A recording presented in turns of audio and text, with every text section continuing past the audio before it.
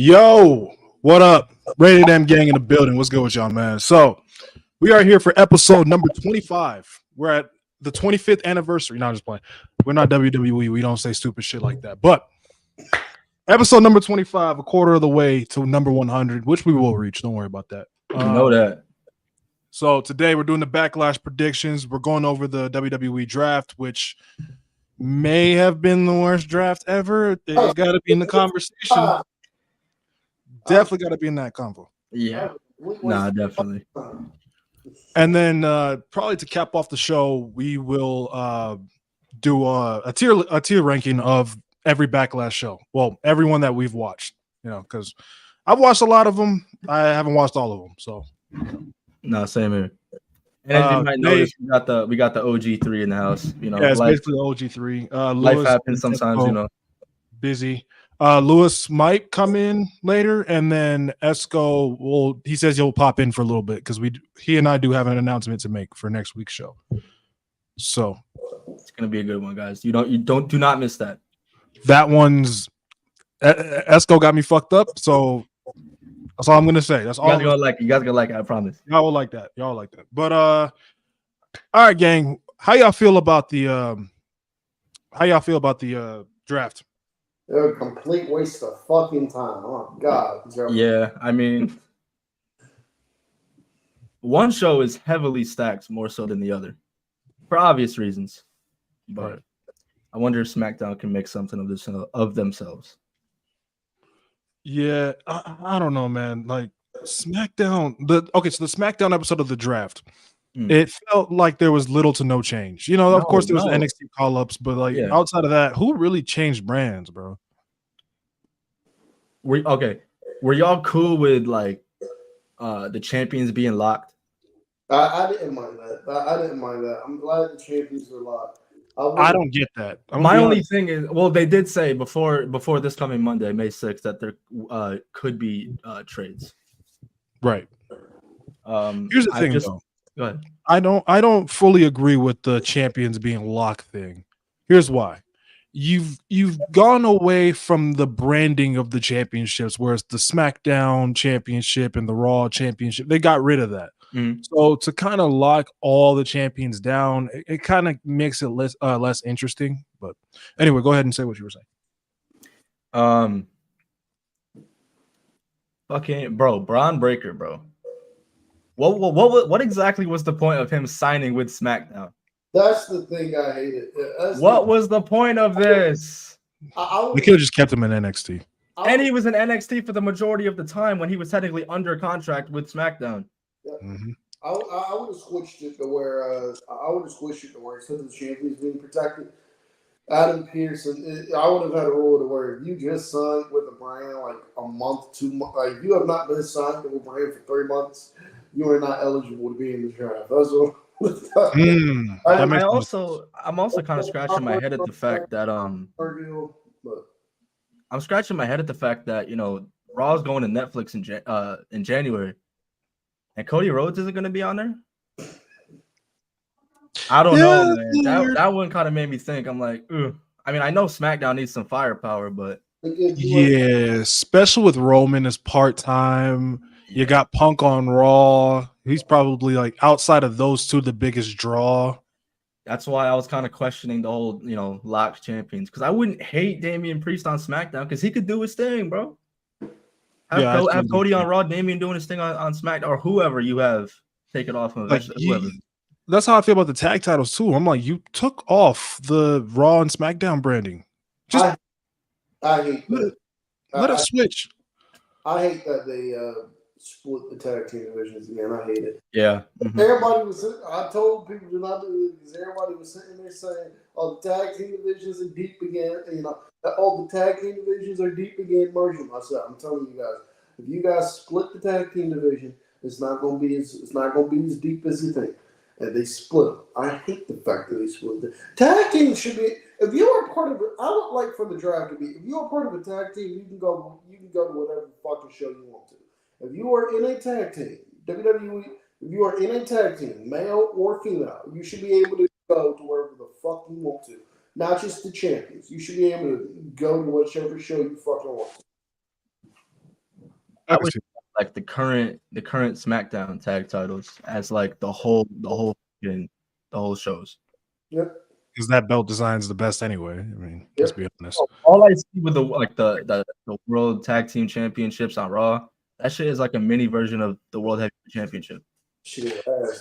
Yeah, it's not a terrible design, but it's kind of lazy. I'm not gonna lie. That shit looks like a pizza. Listen, bro, anything is better than that gold that they were calling it before. That shit was not gold, bro.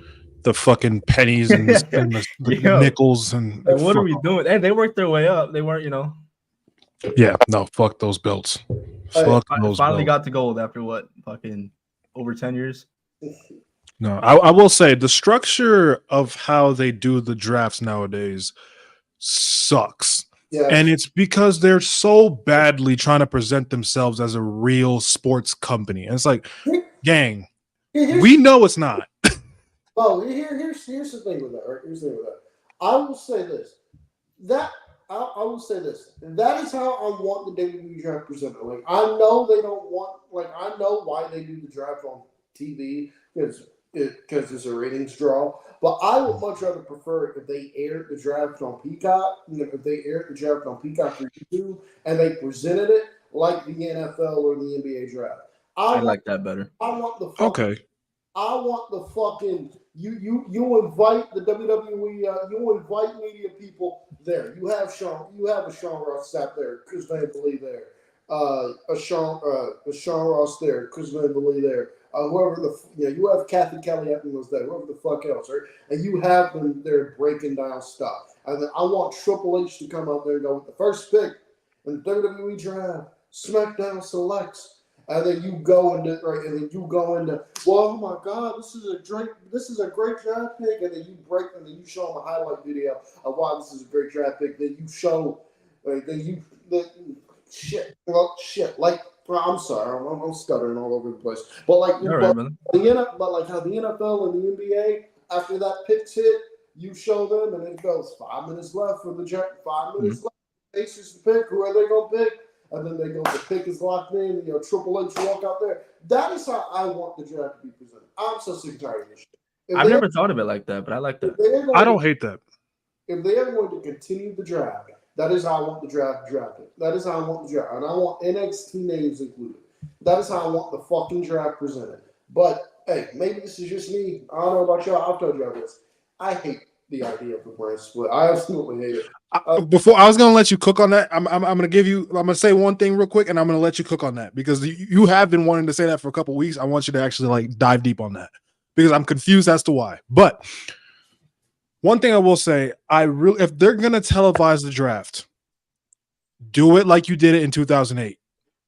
The randomizers, because if you're gonna make it a TV product, make it feel somewhat like enjoyable. Give us some matches that if this brand wins, they get to pick and yada yada yada. Like, just go back to how they did it in 08. I think that was the perfect way to do the draft. But this crap that they got on TV the 2 nights, I'm not with it at all. Mm-mm. But go ahead, Cam. Explain why you hate the brand split. I was gonna say I hate the brand split because I hate the idea of splitting your roster up and limiting yourself to the you can do. One, I'm of the opinion the brand split doesn't mean shit anyway. They don't treat the brand split like an actual brand split. Guys from Raw show up, guys from SmackDown show up on Raw all the time. Guys from Raw show up on SmackDown all the time. The brand split, right? Kevin Owens might be on SmackDown, but I guarantee you, Kevin Owens will probably be here on Raw more times as right. Kevin Owens will probably be here on Raw. And he's like, well, Santos Escobar was a SmackDown guy, but that man was going to Raw. Why? Why? Same thing with Dominic. Well, what was Dominic's reason for being there? Who let Dominic in? I hate the brand because one, it's not presented like an actual brand split, and two, I hate the fact that you had to limit your roster. Certain matches that you want to do. It's like, well, who's next for Cody to face the who's next for Cody Rhodes to face the WWE Championship? Well, you know what? Damn, we don't have anybody. We could do Cody and Drew, but Drew McIntyre's on Raw. And we got to explain how Drew McIntyre goes to SmackDown and all this shit. I just hate that shit, one. I hate having to limit your roster and fucking time on it. If they want to do a thing where it's a soft brand split, where let's say you take a guy like CM Punk. You have CM Punk primarily appearing on SmackDown, but he's not strictly to SmackDown. Like, if CM Punk needs to go to Raw for something, he can go to Raw. But other than that, you only see Punk exclusively on SmackDown. I don't have an issue with it. Like, I don't have an issue with it. Like, for example, with AW and Collision. If you want to see House of Black, you have to watch Collision. But they're not banned but they're not just stricken to Collision as we're seeing. If they need to show up on Dynamite, they'll show up and do what they need to do on Dynamite. Bryan Danielson's another one. If you want to watch Bryan Danielson wrestle, you tune into Collision because he's more than likely going to be doing it there. But he's not forbidden from showing up on Dynamite. That's how I want them to do the brand split. That's how I would do it. I would do a soft split instead of them just doing a hard brand split. But it doesn't mean shit anyway. So why bother? No, I see what you're saying because when you first said that statement, I hate the brand split. I wanted to throw rocks at you, but when you explain it, I see what you're saying. But the thing is, right? My thing with the brand split and why I think it could work is because I've seen it work. You know, going back to how I hate to be that guy, but going back to the Ruthless Aggression era and how like Raw and SmackDown felt like completely different shows. And like it was almost like, you know, the tribalism we have now between WWE and AEW. We had that healthy tribalism. Like there was kids that just loved Raw. There was kids that just loved SmackDown. You know what I mean? Like I was personally a SmackDown kid, you know, but now like everything feels the same. The stages are the same. The presentation's pretty much the same. Yeah, even though the presentation's better, yeah, but it's not. Nothing feels special. Like when they did the Raw and SmackDown beef at Survivor Series 05, that's special. It still holds up because back then, like you wouldn't see a Rey Mysterio on Raw, right? For a while, John Cena wasn't on SmackDown, you know. And if they were going over there, it would make sense. They explained why someone's going to another show. They wouldn't just throw them on there. And then eventually they started doing what they do now, which is just having motherfuckers go over there for no reason. And then it was like the brand split means nothing now. So, you know, I definitely see what you're saying. Like, but if they want to make it work, they could. Right, like they did the 2011 draft. And I'm a kid at the time. I'm sitting there going, so why are they doing the draft when they just appear anyway? They just appear whatever show they want to anyway. Like Punk was on SmackDown. I'm like, what's going on? What are we doing? Like, what are we doing? And then they had Cena get drafted to SmackDown and back to Raw. Oh, that pissed me off. I wanted to see him on SmackDown. Bro, like, so what bad. The fuck was the point of that, yo? Apparently Vince was playing a joke on USA, thinking they were gonna lose their golden boy. I'm like, bro, that's not funny. Fuck you. I wanted to see him on SmackDown. Hey, yo, bro. But I'll tell you, Raw won the draft. As soon as they got Gunther, Ilya Dragunov, and Dijak. It's over, bro. And they got Punk and Drew. So can the main roster please do Dijak right this time? Well, they will. Bro, they need. I hope. I thought they were going to do Apollo Crews right, but we see what happened with the man went down. I don't know, bro. Tom was cooking with him. They called him back up. They didn't do shit. I hope they do Dijak right this time. But the highlight for me of the draft this year were the NXT picks. I thought everybody that was ready to get called up from NXT, they got called up, and I really like them. You know, and I really like the picks that got called up. Kiana James, for people that don't watch NXT, who don't know who Kiana James is. Kiana James is very good. I'm telling you right now. That woman is a star. I'm telling you right now. That woman is a star, okay? Okay. She's going to be perfect on the main roster. Blair Davenport is also... She's one I'm skeptical of because she can be a big star, but I'm scared they're going to do with Blair Davenport what they did with Young Holy Union, which is call them up and not do shit with them, which is a fucking crime. So I hope Blair Davenport succeeds on the main roster. Dragunov, I have no doubt Dragunov would be perfect with him. Bro, you already know Triple H loves him. Yeah, we can do Dijak right now. Yo, imagine Gunther as world heavyweight champion and then Ilya as IC champion, bro. You might as well pack up the entire Raw roster. Nobody's winning anything. No, it's over. It's death for everyone. It's over. And bro, speaking of Raw, I'm actually gonna be there on Monday, so hopefully I get to see some of these dudes. Hell yeah! It's my second show of the year. Fuck WWE. They won't give Denver nothing. Like they go to the same states all the fucking time. Like, can we get something, please? Damn. There you go. Just go to AEW. You said you wanted pro wrestling, right? If Ed shows up.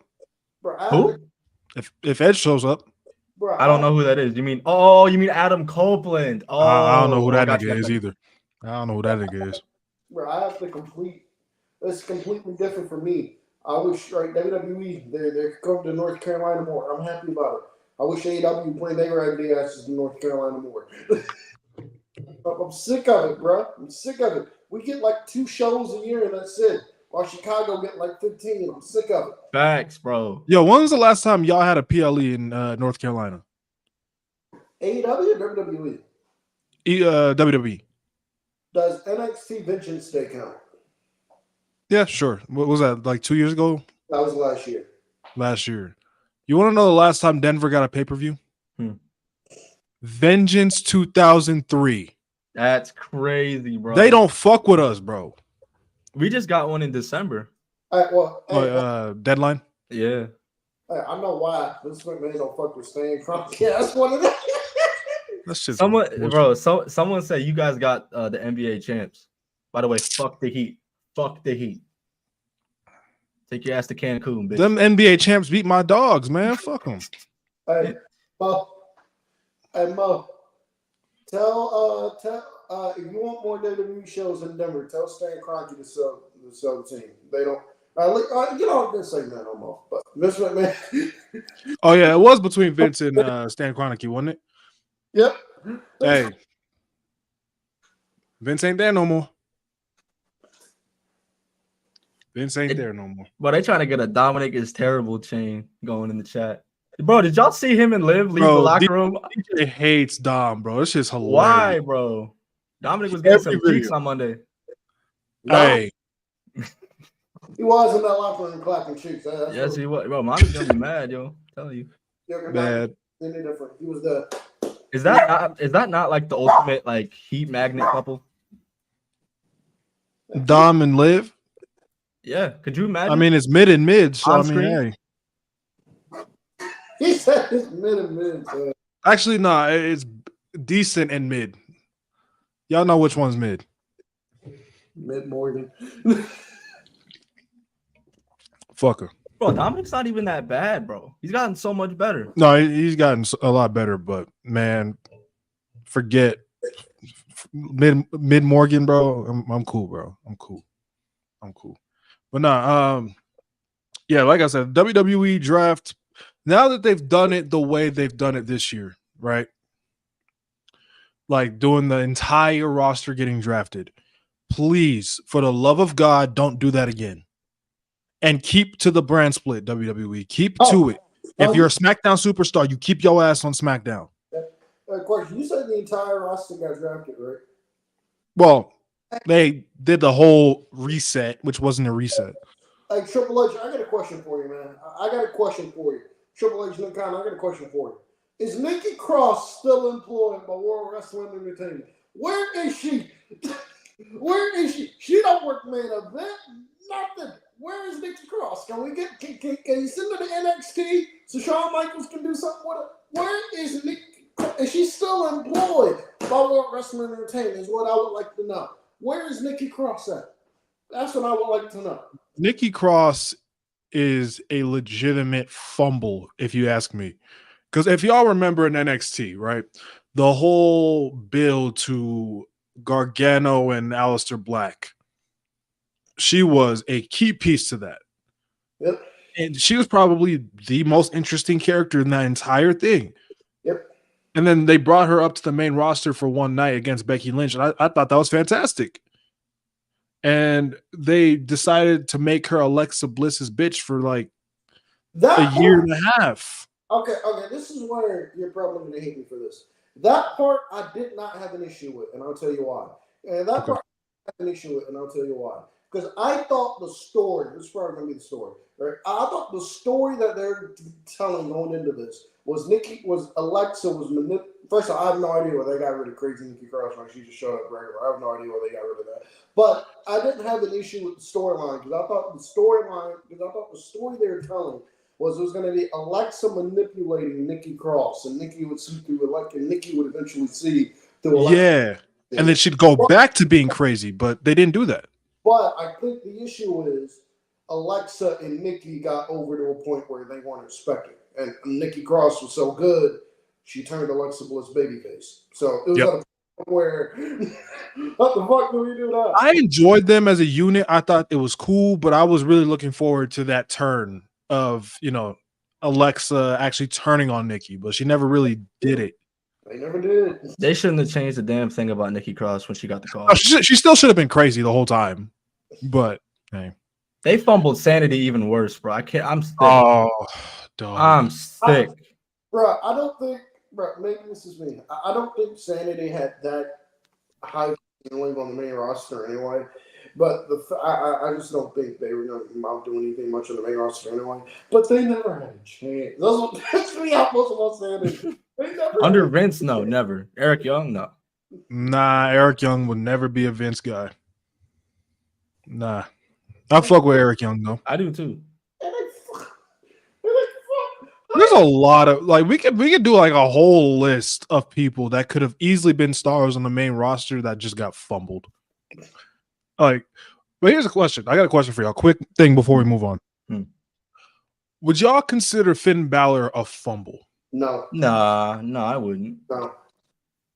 I'm very split because for me, Finn Balor, right, really could have been not on the level, but at least right below Roman, Seth, Brock level of treatment.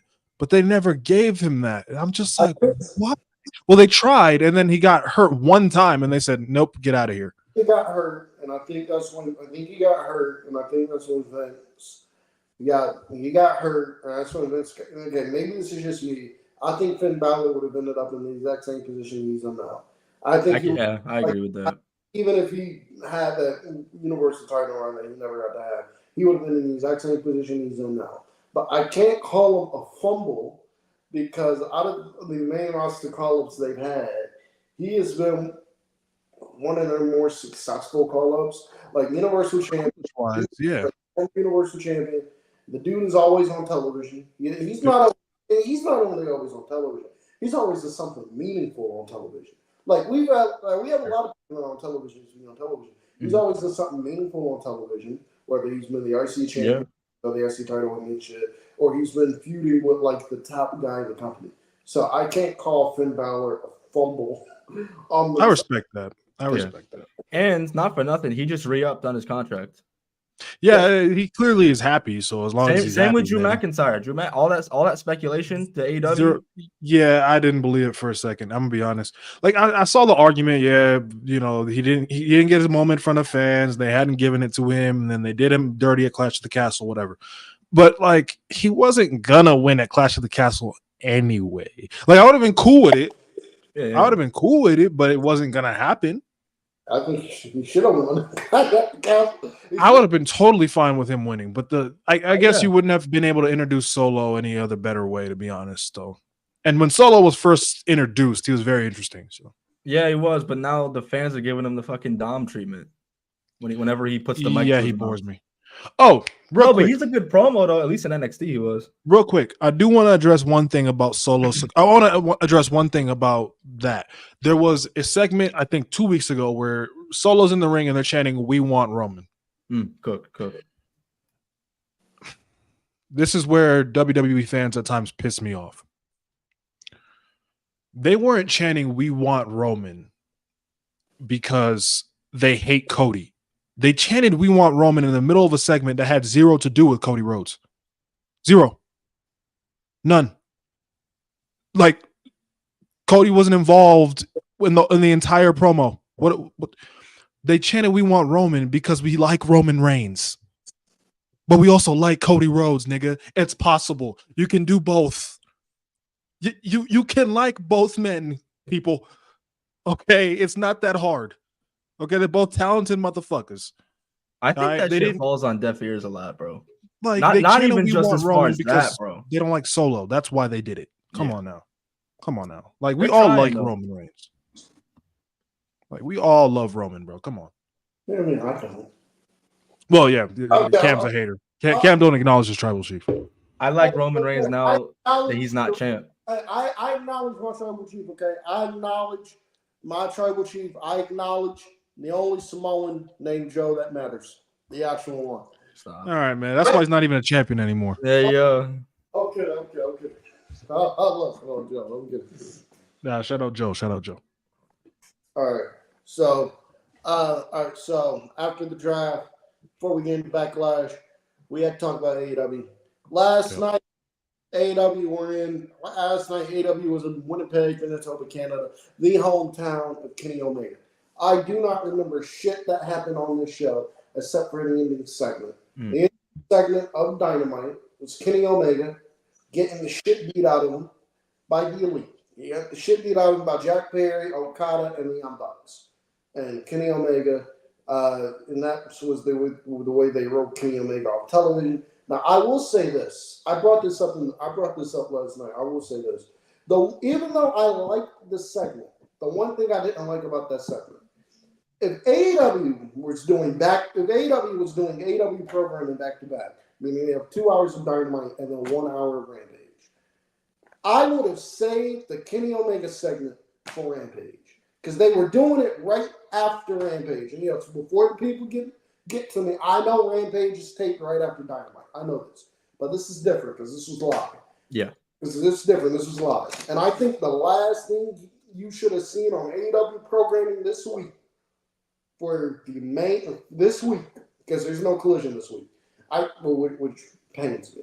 But the last thing you should have seen on AEW television this week was Kenny Omega getting structured out after he got the shit beat out of him by the Elite. Not he gets the shit beat out of him, he gets structured out by the Elite, and then it's, we have to continue because the show must go on, so we have to go with our other wrestling show, Rampage. That is the one thing that ticked me off about that segment. That's the one thing that ticked me off about that segment. They have Dynamite and Rampage back to back. Kenny Omega's beatdown should have been on Rampage. I know people online would have been sitting there bitching and moaning, why would they announce Kenny Omega's return for Rampage? You cannot listen to those idiots, okay? You cannot listen to those idiots. That should have been the last thing we saw on AEW television, period. Kenny Omega getting the shit beat out of him, and he's getting structured, and we don't know what his condition is because there's no collision, and we have to wait till next week. Instead of the beatdown happening on Rampage, instead of the beatdown happening on Dynamite, and then just going and then just going right into Rampage so like nothing happened. That legitimately made me question what the fuck is Tony Khan doing there? What the fuck was he doing? Still in a goddamn neck brace a week later. Yep. He makes me cringe. Holy shit, Tony Khan makes me cringe. But I'm gonna be positive about AEW today.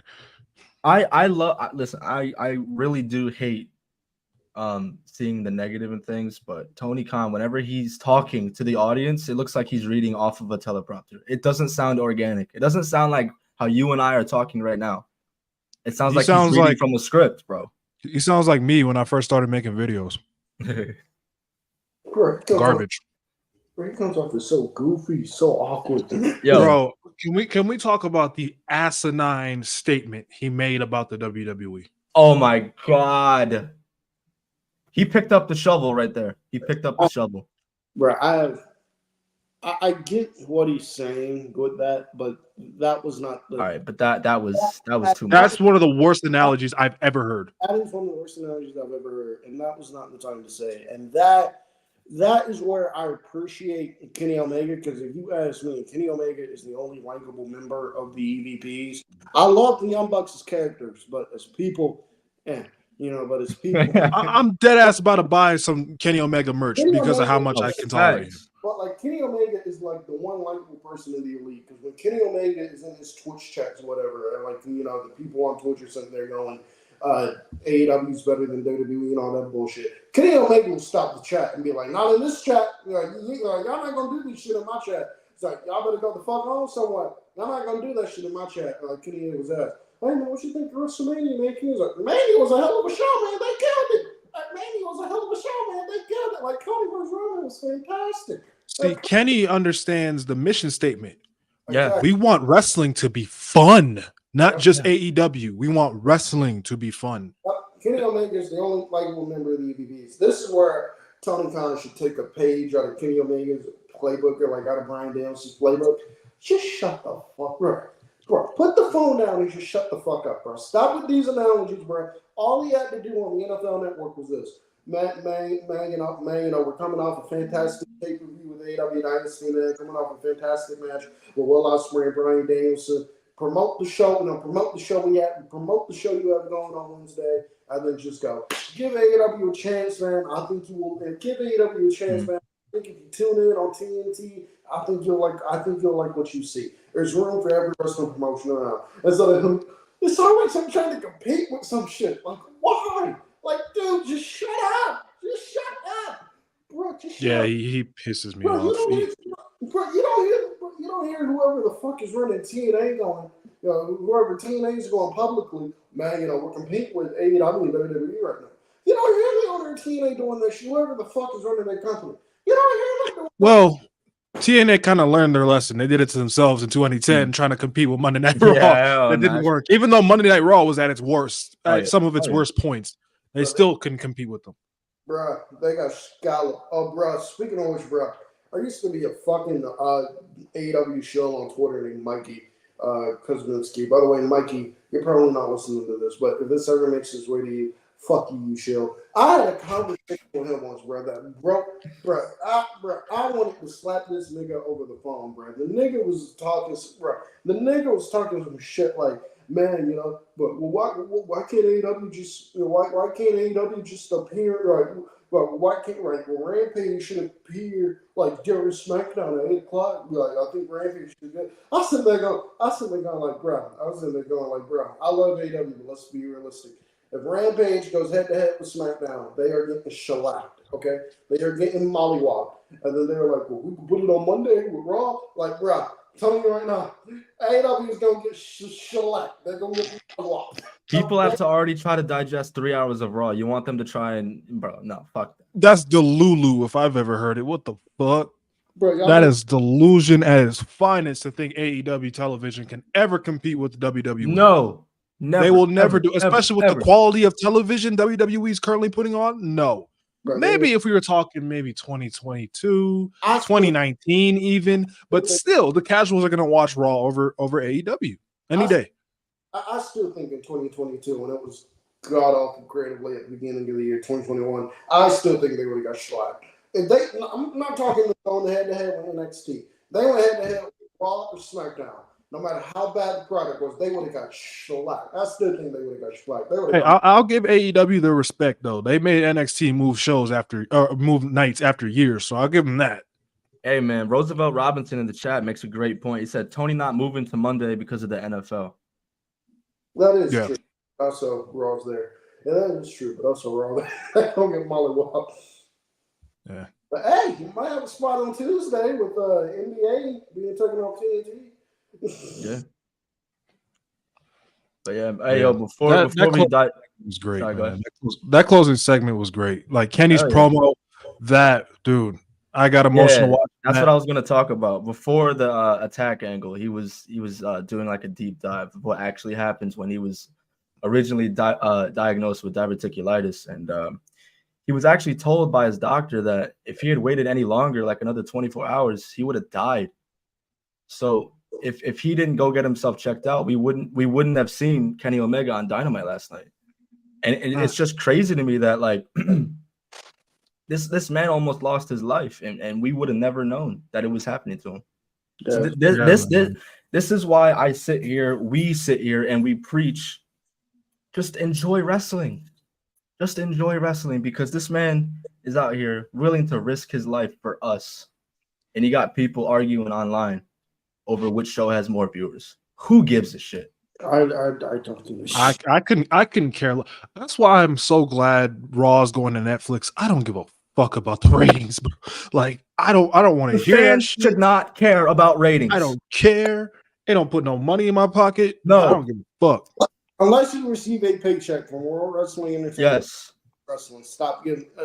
Mo, do you receive a paycheck from AEW or WWE? Nope. Cam, do you receive a paycheck from AEW or WWE? I don't, but hey, I don't. But Tony Khan, if you want to, I don't. I'll take one. Tony Khan ain't fucking with us, bro. I don't, We but talk hey, so much shit Tony about Khan, him.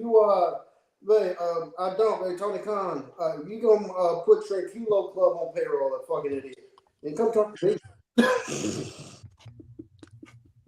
This guy, man.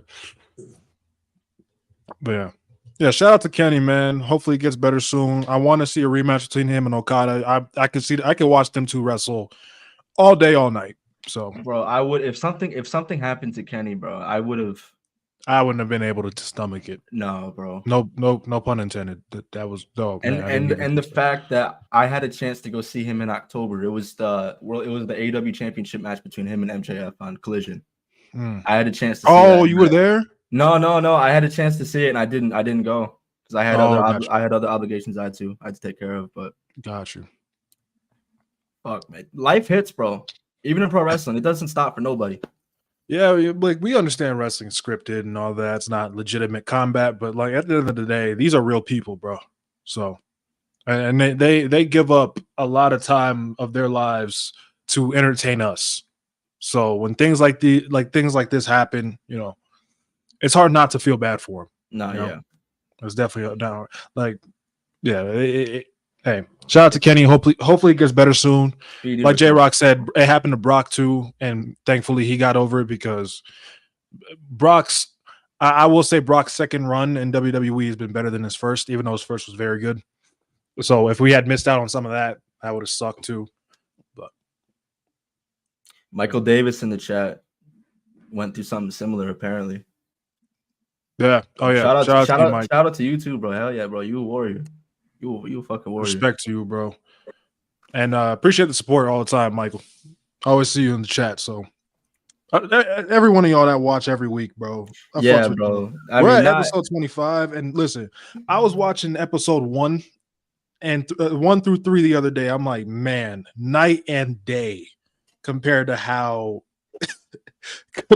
we are now. Before we were like doing this nervous. We weren't live either. Yeah. This was just it was all pre-recorded, and and we were able to like edit stuff out. That's why it looked kind of tolerable. Yeah. But now when we're live and can't stop, so right. But hey, it's made us better. The chemistry's there. And I'm glad we've been able to go live. Yeah, I'm glad we decided to go live because I enjoy talking to y'all directly, engaging with the chat. Yeah, absolutely. I think it's awesome. I love doing it. You guys are giving a couple of guys who just love talking wrestling a chance to speak their mind, and I can't pay that back, bro. Thank you so much, guys. Maybe this is easily the most successful podcast I've ever done. God, this is the most fun I think I've had in a while, bro. Like I look forward to Thursday nights. Oh yeah, especially with the busy life I got, dude. Yeah, bro. Come on, man.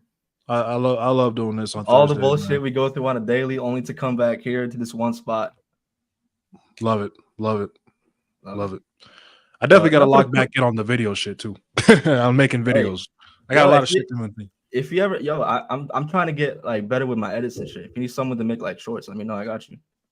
Oh yeah, bet. But enough of the corny shit. Let's get back to work. What y'all want to do? You guys want to talk about predictions for Saturday? Yeah, let's do that. WWE Backlash is live in France. I think is this the first ever WWE pay-per-view in France? I think it is. Might be. I think so. Yeah. Mm-hmm. Okay, so we are in France. By the way, that is one thing I love about the Nick Khan Triple H regime is the fact that for the B shows, I love how they go out to the for a fact it's not even B shows, it's like pay-per-views in general. I love the fact that they go international with it. I love that. Not only is it showing the international cruise, not only is it showing the international boys in love, but those crowds they have over there are fucking electric. Bro, international crowds clear United States crowds by a fucking country mile. Yeah. We do. Now we have Backlash. We have a 5-match show, but I'm sure WWE will find a way to make a 5-hour show a 4-hour show. Because we're going to right now, because we can never just get a 5-hour show with some really good wrestling. No, you have to get a 5-hour show that involves a whole bunch of video packages. And I hate video packages. I hate WWE video packages. Whoa. Hold on. I like them. If they're not too long. Like, are we talking about like the ones for like important matches or like in general? In general. The ones for important matches, I don't mind. Like, you obviously have to have them there. But I'm talking like the video packages that just go over. Bro, why the fuck is there a video package for a fucking mid-card match between for a fucking mid-card tag team title match, bro? Like, why? Like, yeah, that's unnecessary. Bro, I don't care how we got here. I watch the show every week. I know how we got here. Just get me the fucking match, please. No, what I will say, I do like how they used to do it. Like, for example, I was watching I'll tell the fans this. I'll let y'all in. I'll peel the curtain back a little bit. So I was watching Backlash 99, the very first Backlash, which I was going to do a video for, but that show was so fucking boring, I'm not even going to do it. But I liked one thing that they did, and when it was an important match, they just did like a really quick like replay of what happened on Raw, and then that's it. And then they get into, and then it's like during the entrance. So I'm like, all right, I can stomach that. But these like random like matches in the middle of the card, no. Bruh. AEW pay-per-views, bruh. AEW pay-per-views, bruh. Them shits be like 12, 13 minutes. Be like 12, 13 fucking matches. But hey, show starts at 8. 12 o'clock, you're done. I can stomach that. Also, AEW pay-per-views, it ain't video packages. They go right to the match. They show something. They show a replay. They go right to the fucking match. And this is like the world title match. Then they'll have the video package like how we got here or something. But anyway, who has the Backlash card pulled up? Because I was about to get it up right now. I have it if you guys don't. Oh, perfect. Okay, go for it. So we got a reportedly new maybe team. Kevin Owens and Randy Orton, RKO, versus the new bloodline of Solo Sikoa and Tama Tonga. I fucking hate that. That's funny. I think it's easy. I don't think Solo and Tama lose at all. No. Number one, it's Tama Tonga's first WWE match. Second, Solo's on this dominant reign where he's supposedly now the tribal chief. I do not acknowledge Thumbboy. No. But if Solo and Tama lose, if I'm The Rock, I'm telling them to pack it up. If Solo and Tama lose, they just need to go ahead and pack it up. Facts. Get them out of there. Get them out of there. But give me Solo and Tama Tonga. Yo, speaking of the bloodline, apparently Jimmy Uso is injured. You guys know anything about that? Oh yeah, I did hear about that, bro. Yeah, that sucks. But do you know what it was? No, it was. I didn't see what the injury was. I think they just didn't disclose it exactly, and they didn't say how long he's going to be out. It's kind of crazy. He's the twin that's always hurt. Yeah, bro. He's always injured with something. That's like his injury a couple years ago is the reason we have main event Jey Uso. Yeah, because if it wasn't for that, who knows what the bloodline story would have been? Yeah, bruh. Yeah, I agree. But hopefully it's not too long. Hopefully it's before Survivor Series because I do want that War Games match. I do too. But WWE pissed me off with Jey Uso at the start of the pandemic era because I hated how they got injured. And up until the Roman shit, they did absolutely nothing with him. Like, I hated that shit. I sit there going, like, bro, we use Jey Uso. Like, we can't, like, just, like, see how he does. And, like we just can't, like, see how he does on his own. It took Roman coming back for them to do something with Jey Uso. That pissed me off. Yeah. All right. So we agree that it's going to be Solo and Tama Tonga? Yeah. Someone said in the chat an idea. African 2.0. He says Jacob Fatu in the signature black hoodie will be there. I don't think that's how you should debut Jacob Fatu. I think Jacob Fatu is appearing on the show. I don't think he's appearing in this match. I don't think he should cost. I think Solo and Tama Tonga, if they're gonna have them be this dominant faction on or this dominant team on SmackDown, they need to win clean. I agree. That's just me. Yeah. They need to win the first match clean. I agree, but you know who eats the pin? Hey, but you know me, I think the majority of heels should win clean, but that's just me. All right, we're not trying to talk Hold on, time out. Wrestling at its finest says something. I'm like, I might agree. Backlash 99 had the second best Rock Austin match. I agree. Probably. Yeah. I Anyway. I love the moment where Rock is on. I agree. I love the moment where Rock is where Rock has the camera. Where Rock has the camera, Rock's going. Where Rock has the camera, Rock's going. I am whooping. He said something like, I'm whooping Stone Cold's ass right here on pay-per-view, and I'm like, he's talking shit, and the Stone Cold, they get a perfect. Stone Cold walks in the camera frame with the stutter, and he gives then he studs Rock right there on the table. Oh shit! I forgot. Happy birthday, Rock. By the way, I guess. Good thing Lewis isn't here. Holy shit, dude. He says today doesn't count apparently. So the hate does take a day off then. I can't help it. He said today it doesn't count at all. So fuck Rock. All right. Up next, we got the WWE Women's Tag Team Championships. They will be on the line. We got the Kabuki Warriors, Asuka and Kairi Sane taking on Bianca Belair and Jade Cargill. Bianca and Jade, they got the dream team, don't they? They got the dream team down there. The second one, this would have been like if LeBron teamed with Kobe. Or this would have been like if this would have been like Duncan teaming with Shaq. Or shit. Oh my god! I just thought about that. That's monstrous. Oh no! Bro, I'm trying to think who else. This would have been like LeBron teaming with Steph. LeBron teaming with Durant. They got the super team up there. They would have had no rings at that point. Them niggas got the super team now. Boy, they got the super team here. Jade and Bianca on it. You care what you agree with that? Yeah, but the only thing I'm looking for in this match is I want to see more out of Jade. I want to see them putting Jade and Bianca with Asuka and Kairi of all people. The best possible dance partners you could have. For sure. But I think they put Jade in this tag team with Bianca to protect her. Because we know I kind of watch AEW, Cam watches it. We all watch it, right? Jade's not the best in ring. Right? She's green. She's green. So honestly, I can see as soon as she gets tagged in, she's the one that picks up the pin. It will be like 2 minutes. Yeah. Like I could honestly see a squash. I'm not gonna lie. I could definitely see a squash. Well, for Asuka and Kairi's sake, I hope not. But I hope they don't do my girl Asuka like that. Probably Kairi takes a pin. I don't think they disrespect Asuka to that level. Bro, and it's kind of crazy. Kairi disrespect, dog. It's crazy to look at Asuka now and remember what she used to be. I still to this day, bro, I fight it. She should not have lost to Charlotte at 34. No. I fight. What did anyone gain from that? Nothing. Charlotte gained a statistic that nobody remembers. Makes this no is sense. What every time people, I have no problem with Charlotte Flair anymore. Okay. No.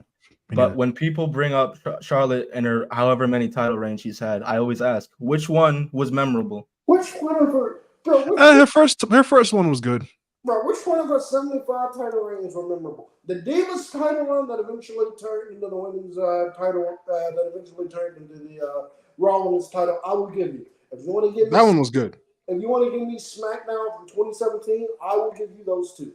Outside of that, what reigns that she had that have been memorable, or she's held the title for a long period? Nothing, bro. None. Yeah. Nothing. Like I like Charlotte a lot, but when people call her the GOAT, I have a really hard time listening to that. She's growing on me, but she's not the fucking GOAT, bro. I have at this rate, it's gonna be Bianca, dog. No, J-Rock makes a good point. Would you rather, if you had to choose, let's have some fun. If you had to choose, oh shoot, wrong comment. Shout out to you, Africano. Khris, would you rather Asuka her first loss be to Charlotte or the Carmella cash-in? Charlotte at that point. I mean, I could see. Here's what I would have done. I wouldn't do the Carmella cash-in, but you could work it as to her original opponent fucking her up to that point where Carmella takes advantage. I wouldn't have even done that. I would have had Carmella cashed in on the Raw Women's title. For the sake of some, just move her to Raw. Just move her over to Raw. It was just Alexa Bliss and Nia Jax anyway. Yeah, but it was You could have just basically done the Daniel Bryan on Big Show cash in. Yeah. Yeah, I agree. Bro, someone in the chat said Asuka is 0-6 at WrestleMania. That is egregious. What? She should have beat Bianca last year, to be honest. Hey, I agree with that. Hey, look here, WWE. There's one woman on the roster that I want to see get a WrestleMania main event before she hangs it up. You have 2 nights on the last. There's one person on the roster I want to see get a WrestleMania main event. It's that woman. Becky Hogan. It's Asuka. Come up for something with Asuka. Please come up with something for Asuka. No, Asuka definitely deserves more respect. She's legit one of the best ever in my book. Yeah. I definitely have her in my top 10. And the fact that her booking is so bad and she's still able to maintain that level of greatness to me is crazy. Because she's done enough accolade-wise. You know what I mean? Yeah, absolutely.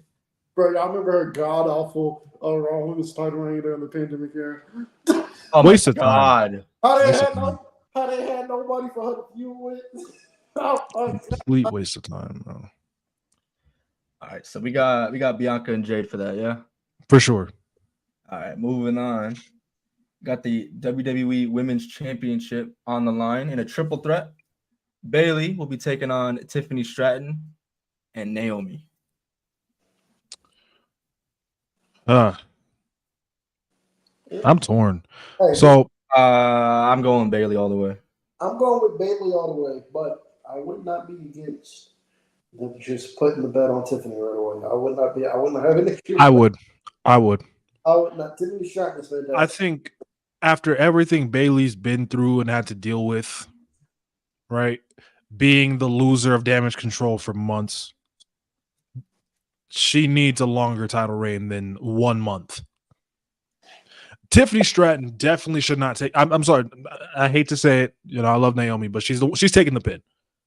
Gotcha. Naomi's taking the pin. I don't see her winning the women's title. Even though I'm not going to be opposed to it. I love Naomi, but I don't see why Bayley loses now. Tiffany Stratton will be the women's champion this year. Oh, absolutely. It'll be Tiffy time one day, but not. She'll probably win Money in the Bank, to be completely honest. Bro, she should win Money in the Bank. I can see Tiffany Stratton with that briefcase now. I think she should. Could you imagine her with like the custom briefcase? How she would have a pink one? Money, bro. Money. Bring back custom Money in the Bank briefcases. Damian Priest did it. Keep doing it. Yes. Make that shit interesting. Like RVD's was tough, bro. I love that one. But yeah, or she could win Queen of the Ring. I don't think that too. I don't think she should win Queen of the Ring. I pitched this in the chat. I don't want to pitch it to the guy. I want to pitch it to the chat here. I don't think Tiffany should win Queen of the Ring. I think Queen of the Ring should go to Liv Morgan, and I'll tell y'all how. Right, and I'll tell y'all how. Right, yeah, just I'm just playing. I'm playing. No, I cool. Right, and I'll tell y'all how. You do Liv Morgan and Becky Lynch on or off for the championship, right? Liv doesn't win this time. She's gonna win the title, but the first match they have, Becky and Liv, Becky wins. Becky can retain via a roll-up or something, right? But she retains in some sort of fluky fashion to keep it alive. Liv Morgan is pissed, right? Liv Morgan is Pierce, right? She's pissed. She goes to Adam Pearce and she goes, I got cheated. I want another shot at the title. Adam Pearce tells Liv Morgan, sorry, bitch. You gotta get to the back of the line. So Liv Morgan enters Queen of the Ring. Liv Morgan, she goes through the Queen of the Ring tournament. You do Liv Morgan and somebody else I don't know who, but you do Liv Morgan and somebody in the finals. Liv cheats to win Queen of the Ring, which causes a heel turn. She cheats to win Queen of the Ring. She gets another shot at Becky, and then she cheats to beat Becky in the rematch. And then she cheats to beat Becky in the rematch, and that's how you get Liv Morgan as a heel, and that's how you get her as the SmackDown, and that's how you get her as Women's World Champion. But I would have Liv Morgan I like that. win Queen of the Ring because she cheats to win. That's what I would do. I like that. I'd make an amendment to it. I'd have Becky roll her up like you said, but Liv snaps on her.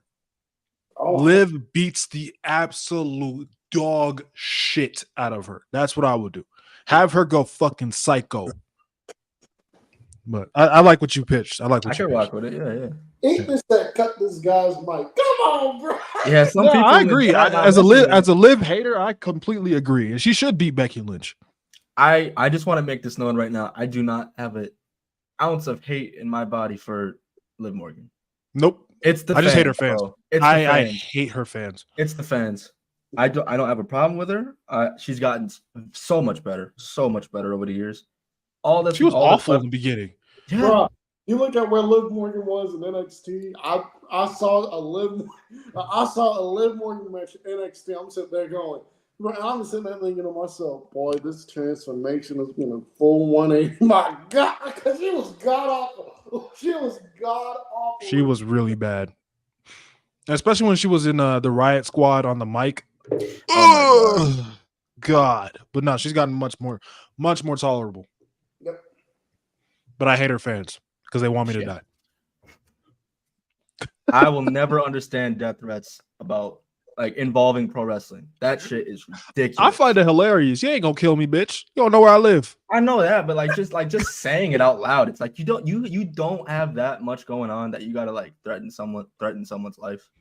It's never that deep, bro. It really ain't. That's why I don't be on X like that. Like I promote it on here so people can like see what I say, like as it happens. But I'm not. Really I'm trying to get more active on there, but I am too. But I'm gonna have to like block everybody because I've been on a muting spree recently. I don't want to hear. By the way, guys, in the chat, follow our shit. There's on Twitter that have been muted. And then I look at them, but I'm blocked by a lot of people on Twitter, so I ain't got to deal with that. You do be blocked by everybody. I'm like, because I'll send like a post in the chat, and Cam's like screenshot for the blocked on almost every post. I'm like, how many people you blocked by? I'll send something from JD. It'll be like screenshot blocked. Well, I'm blocked by JD, but I bet. JD, but I hate that I'm gonna have to start listening to JD again because you got my boy Salamonster on there. Man, JD ain't that bad, bro. Come on. I love JD. But no, I understand why people don't like him. I definitely do understand why people don't like him. I mess with JD, but that brother is competition now to us. Facts. So we got to be better. We got to strive for greatness now. Yeah, hold on. Yeah, Ultra X is right, bro. You called it X and not Twitter. Bring back bullying. All right. Yeah, we don't acknowledge it as X. Man. All right, fine. I'll pull it on myself. I agree. Yay, the sign. I agree with that. And before we move on to the next match, I want to give a shout out to my Pacers, baby. We up, it's 3-2 right now. We should have won last game, but we didn't. We up 3-2 right now, baby. We up 3-2 right now. It's 59-47. We up. Tyrese Halliburton is cooking. Halliburton got 15. Halliburton got 15. We need to end the series, bro. If Rick Carlisle gets outcoached by Doc fucking Rivers, and we blow a 3-1 lead, the Doc Rivers of all people. All I'm gonna say is about the Pacers.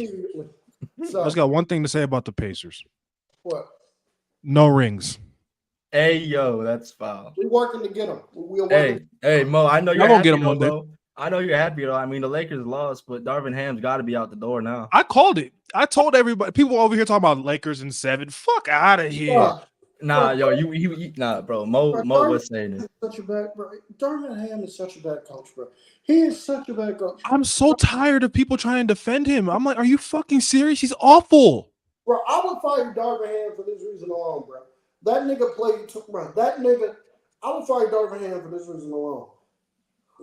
The Lakers are going to trade Torian Prince. Darvin Ham went in there and was fighting for his life to keep that nigga on the team. Because he has a relationship with not no Diddy, but like he has like a player coach relationship with him before the Lakers. So it's just I don't care. Fine. Like get it, bro. If it's not working, it's not working. Here's the thing, right? The Lakers. Before we move on to the actual wrestling stuff, because I know this is a wrestling podcast. Yeah. Sorry, guys. If like the Lakers have the talent to make this a competitive series, and I don't hear people talking about LeBron's not clutch. The motherfucker had the most clutch points in the whole season. Okay, so y'all can piss off with that. It wasn't, bro. This shit, bro. The Nuggets, we get blown out. Nuggets will be down by 20. By the time the fourth quarter happened, the game be close. My dad is a diehard Lakers fan. He was watching these games and going, "What the fuck are y'all doing?" See, J-Rock moving the goalposts. He misses 1 3 and now he's unclutched. Like, that's not how this works. No, that's not how that works. If you're balling and the rest of the team ain't stepping up, yeah, what am I supposed to do? Make everything? No, I'm not God. Come on, man. But anyway, let's move on to wrestling. Yo, for the chat's sake, are we confirmed for Saturday? Yes, we will be live for. I will let you know if I can join you because I try to get it worked out where I can request pay-per-view days off. Do I request pay-per-view days off? But I've been out of work recently for obvious reasons. So I'm gonna try to go in and see what they got. I'm gonna try to go in and see if I get some hours back. But if that don't, I'll be here. If I still have a job, so Okay. But yeah, we'll 1 o'clock live. Eastern Saturday. Be here. Bring some food, your favorite drink. Relax, pull up. Let's watch some wrestling together. Let's do it. Yes, sir. Yes, sir. But carrying on with the rest of this Backlash show. Next we got Damian Priest taking on Jey Uso for the World Heavyweight Championship. what match? Okay. I'm sorry, I wasn't paying attention. This is Damian Priest versus Jey Uso versus, for the World Heavyweight Championship. All right, I got my prediction. My prediction is this: Damian Priest is going to beat Jey Uso here because this is where we get Jacob Fatu. Jacob Fatu is going to fuck over Jacob Fatu. Jacob Fatu is not going to debut in the tag team match with Solo and Tama. He's going to appear here. Jacob Fatu is going to appear here. He's going to fuck over Jey Uso. He's going to fuck over Jey Uso, allow Damian Priest to win, and then after the match, Jacob Fatu and the rest of the bloodline, they're going to beat the piss out of Jey Uso, and that is how we get Jey Uso realigning with Jimmy whenever Jimmy's going to come back. That is how we get it. But Jacob I like Fatu that. is going to beat the shit. But Jacob Fatu is going to cause Jey Uso this match, and he's going to beat the shit out of him. Okay, I like that. I like that. I'm going Damian here. I'm going Damian. Yeah. I wonder, even in victory, I wonder if we see maybe some further dissension amongst the Judgment Day, because we've been getting that for a couple weeks now, especially with JD McDonough. I like that. I hope we do, and I hope the main payoff is instead of Finn Balor being the one to get kicked out, I hope it's Damian Priest. Yes. Bro, because I want to see a babyface Damian Priest. Have you guys heard his new theme song? No. I've been paying attention to it. Okay, well, he voices a couple lines, and you know how he screams "All rise." Yeah. So he would say like "All rise for the punishment," "All rise for this," "All rise for that." Not once did he say "All rise for the Judgment Day." Not once. I didn't even notice that. And I noticed that. I was like, I think they're setting something up because it's on YouTube. It's on the official WWE Music YouTube channel. I'll go give it a listen after the pod for sure. For this, I'm going Damian Priest. I will say though, I would not be mad if Jey Uso won. I wouldn't. Here's why. I'm really tired of these long title reigns. Yes, okay. I kind of want to see a little bit of hot potato. I understand, but we just got all of that, all the teasing, all the back and forth with Damian. Will he cash in? Should he cash in? Only to get a month and then that's it. I don't think that'd be doing. Well, Damian, this title reign is going to be 2 months anyway. It's going to be 3 months anyway. Yeah, it's not going past Clash. I'm not. Yeah, well, no, absolutely. I'm not asking for like a Gunther title reign. That shit needs to be saved for like the elite of the elite. Yep. Not the actual elite, because fuck them, except Kenny Omega. Do y'all think it's possible that this continues past Backlash, that we get this at King of the Ring too? Because I forgot we got King of the Ring as well. Damn. The world title. You look at the Raw roster. CM Punk's out. Drew McIntyre is going to get a shot at Clash at the Castle. It's too early for Dragunov. Gunther's a heel. Or too early for Dragunov. You can't do Gunther because he's going to be in King of the Ring. What other babyface? Unless they do Ricochet. I can see them doing Ricochet. But I can see them doing Ricochet's on Raw, right? Yeah. I can see them doing Ricochet. I want to see he can be like, I'm the speed champion, bro. He's like, I'm a speed champion. I want to show speed champion. Nah. Bro, how funny is it now that he's actually on TV? So, real quick, homie right here, Jordinho. Hopefully I'm pronouncing that right, bro. Please, I'm sorry. He says Jay is more marketable for Scotland to drop it to Drew. I'm like, it makes sense. And okay, so let's say my official prediction before we move on is Damian Priest. But I'm saying is, if they give Jay the title, I think you can confirm that you can give that main event Jey Uso nickname some importance because he's a world champion now. But then also there's always the thing where Drew, when he first turned heel, he was mad at Jay because of what happened at the last Clash of the Castle. Yeah, so there's which you already guys will get a story. retrospective. Y'all will get a retrospective video on. But yeah, that would make a lot of sense. I understand where he's coming from. I understand where you're coming from. But two things. One, I would have gave the main event Jey Uso name some preference by having him beat Gunther instead of it being Sammy. I love Sammy, but I would have had Jay be the one to beat Gunther. That's what I would have done. But two, I agree. But two, people love Jey Uso, and they're going to be in Scotland in Clash of the Castle. Drew McIntyre, it's going to be like the Rhea Ripley situation in Australia. Nobody's going to do that man in Scotland. So you have to the heel Damian Priest against Drew McIntyre. Drew McIntyre gets his moment. He knocks off the heel where he plays babyface for one night. And then, depending on what happens, however long it takes for Jimmy to come back, then you can run Jay and Drew, maybe at Money in the Bank, maybe at SummerSlam. Oh, that's SummerSlam. That's going to be Drew Punk. What the fuck am I talking about? But that's going to be Drew and Jey Uso. Maybe at Money in the Bank or something. I'm not against it, but it can't be Jey Uso because it has Drew McIntyre. He has to take that championship off of the heel. And he Priest that heel. So. Yeah, fair enough. Yeah, Damian Priest is probably the right decision, but I could see why Jay winning makes sense. Yeah, that's all I was saying. Room K Smooth in the chat posted a very important question. He said, "Do y'all believe in Joe Hendry?" Yes, I do believe in Joe Hendry. Joe Hendry is fantastic. That man is what Elias should be. Joe Hendry is fantastic, brother. That man is absolutely fucking fantastic. If you I like Joe Hendry.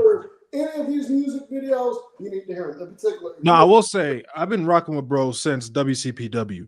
Bro, if y'all remember that. Joe Hendry is great, bro. If you have not heard Edge's Bitch, you need to go on the TNA YouTube channel right now. If you have not heard Edge's Bitch, you need to go on the TNA YouTube channel right now and look for Edge's Bitch by Joe Hendry. That shit was fucking incredible.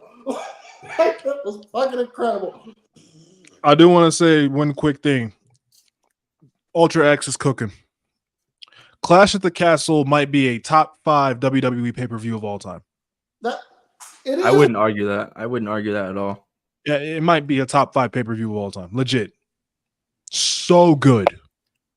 Like, was there a bad match on that card? I don't think so. Not a bad match. Maybe some but I'm gonna rewatch it so I can make this video before the next Clash, but I don't remember there being a bad match on that card. I don't either. Gunther, Sheamus, the main event was fantastic. Even no matter how you feel about the solo costing Drew, like that is probably a top 3 Roman Reigns title defense.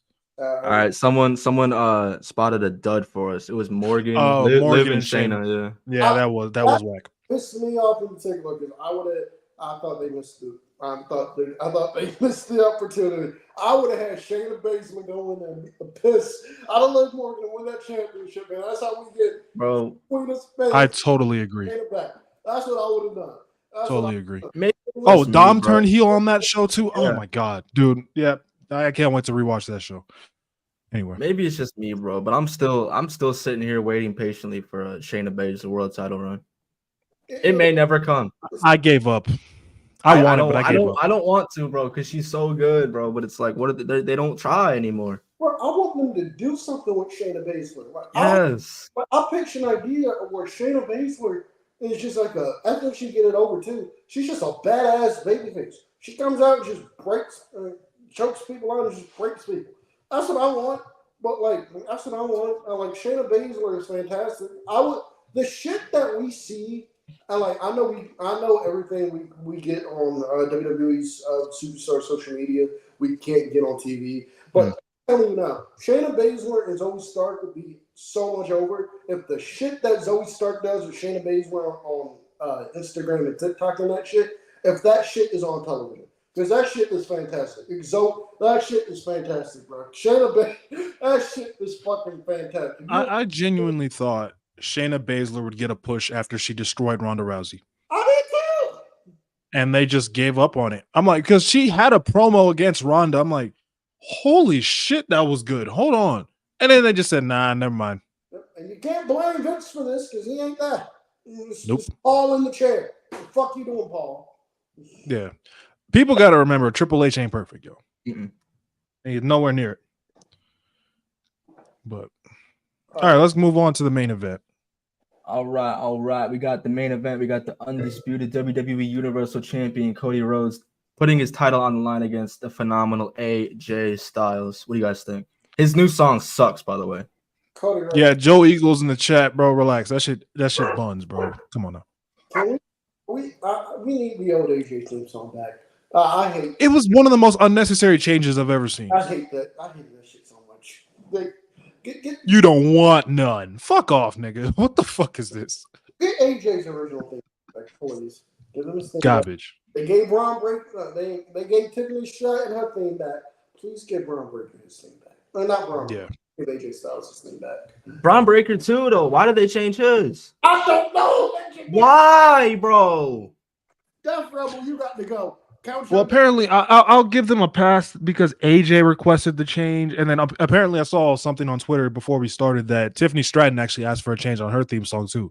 So, no, man. Hey, look here. I want more people to be like Randy Orton. I want more people to be like Randy Orton, where they were going to change Randy Orton's theme, and then Randy Orton heard it, and then Randy Orton after 10 minutes, told Death Rebel go fuck themselves. They were going to change voices? Right. When Randy Orton came back last year, Death Rebel was working on a new theme for Randy Orton. They played it for Randy Orton, and Randy Orton pretty much told Death Rebel, "Go fuck yourself." That shit is not happening. That's like changing Metalingus. Why? That's the one thing I'm glad Edge took with him to AEW. I thank God he took that with him. I didn't want to hear shit else. And to be fair, when he changed his new song from Metalingus to the other side, I'll take it, bro. That is on my gym playlist for a reason. Great song. Great song. I love that they still use it to this day too. Yes, it fits Judgment Day perfectly. But yeah, Cody AJ, I don't see any reason why. I wouldn't mind AJ to get another world title run, but I mean, not at Cody's. Yeah, exactly. We did not just do all of this for him to drop it to AJ Styles in less than a month. No, it's going to be a great match, though. It's going to be a fantastic match. Absolutely. Maybe match of the night, and I think so. One thing I want to say about Cody Rhodes and how people are just going to compare him, and I'm going to cook on this a little bit, how they compare his reign to Roman Reigns' title reign. You know, the problem here is that people expect cinema from the world champion every single week. And while I maintain and I stand on the fact that I think Roman Reigns' title reign is the greatest title reign in the history of WWE. I stand on that. There's nothing you will tell me to change my mind. You can't keep trying to compare him to that. Like, it's basically the Attitude Era effect. It's basically that. Because nowadays people look at wrestling and they're like, oh, it's not the same. It's garbage because it's not that crash television that it used to be in the late 90s, early 2000s. Now that it's not that, they're like, oh, wrestling sucks. When at the end of the day, it's just wrestling's different and you don't like it. Cody Rhodes is not going to be the champion that Roman Reigns is. I don't think nobody's going to be that champion because Roman's story completely revolved around the bloodline. And we're not going to get that again. And on top of that, right? People being like, oh, Cody does the same thing. He's always saying, oh, what do you want to talk about? Bitch, Roman, every promo was like, acknowledge me. It's called a catchphrase. It's called a fucking catchphrase. Every wrestler has one. Say your prayers, eat your vitamins. That's a catchphrase. That's a catchphrase.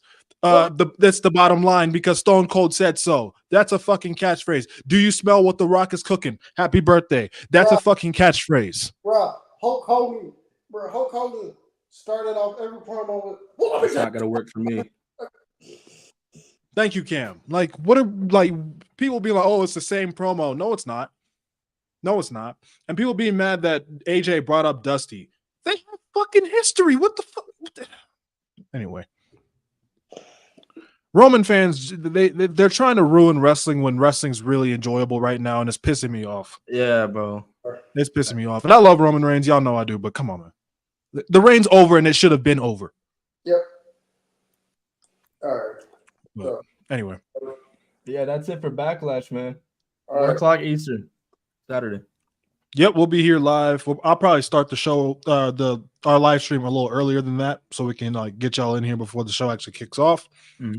But yeah, that's about it for our predictions. I think we agreed on every single one, but Basically, I mean, it's one of those shows where it's like it's kind of obvious. Yeah, but it should still cook regardless, though. Exactly, we should still have some fun. But yeah, before we get out of here, we're gonna do a Backlash pay-per-view tier list. Well, basically, what we're gonna do, we're gonna rank every single. We haven't done a tier ranking in a while. We used to do these a lot. We haven't done these in a while. Oh yeah. Let me get this what got us started. Yeah, when we first started, we were doing these a lot. Let's see here. Let's see. While we're getting set up with that, let me ask the chat real quick. Because I was thinking about this during work today. What's one feud or match that you would erase from WWE history? A feud or a match? Triple H and Booker T. Can I say Okay. John Cena, Randy Orton? Whoa. Dude. I do agree it's overrated, but I don't know if I'd erase it. They've had some good moments. Ooh, someone in the chat, Scope said Fiend versus Rollins. I agree 100%. Yeah. Ooh. Oh yeah, Someone said Jordino, Kofi. real quick. You said I named iconic catchphrase and compared to corny. I agree it is corny. I completely agree it's a corny catchphrase. I'm just saying to say that he does the same thing all the time. Everybody does. But anyway, I agree it's corny. Don't get me wrong. Oh, Chris, did I tell you I got a surprise from Mo? It's gonna have to wait a couple months, but I got a surprise from Mo. The surprise is this. I'm gonna just go ahead and tell you. WrestleCade is coming to Winston-Salem, North Carolina again. For Mo's favorite wrestler, former World Heavyweight Champion, Great Khali, will be one of the men there for the meet and greet. I'm gonna make it my mission to get a video intro from the Great Khali. However much I gotta pay, I'm gonna make it my mission to get a video intro for him going. Yes. For him for Rated M Wrestling. I'm gonna get him to do it. I will get him. I don't care how much I gotta pay. I'm gonna get him to do it. Let me make something very clear here. Nigga, do you know who edits the videos for this fucking channel? Me. I ain't putting that shit in there. What the fuck? Yeah. That trash ass nigga. That trash ass nigga, bro. But no. Apparently he's a nice dude, so shout out to him as a human. I'm sure he is. Shout out to him as a human being. Damn, bro. Someone said Roman Taker. Yeah, that's a sad match to watch. I ain't gonna lie. Undertaker, Brock, Mania 30. Yeah, Sasha, chat. Keep talking Charlotte. about the matches you would erase. I'm still trying to set up here a little bit. You got Sasha, Charlotte, Goldberg versus Undertaker. That I agree with. Which part for Charlotte are we talking? Huh? I think he meant like the feud. I like the Sasha Charlotte feud. The one thing I liked the feud. The one thing I didn't like about it was the fucking constant. Ooh, I'm so sorry if I fucked this name up.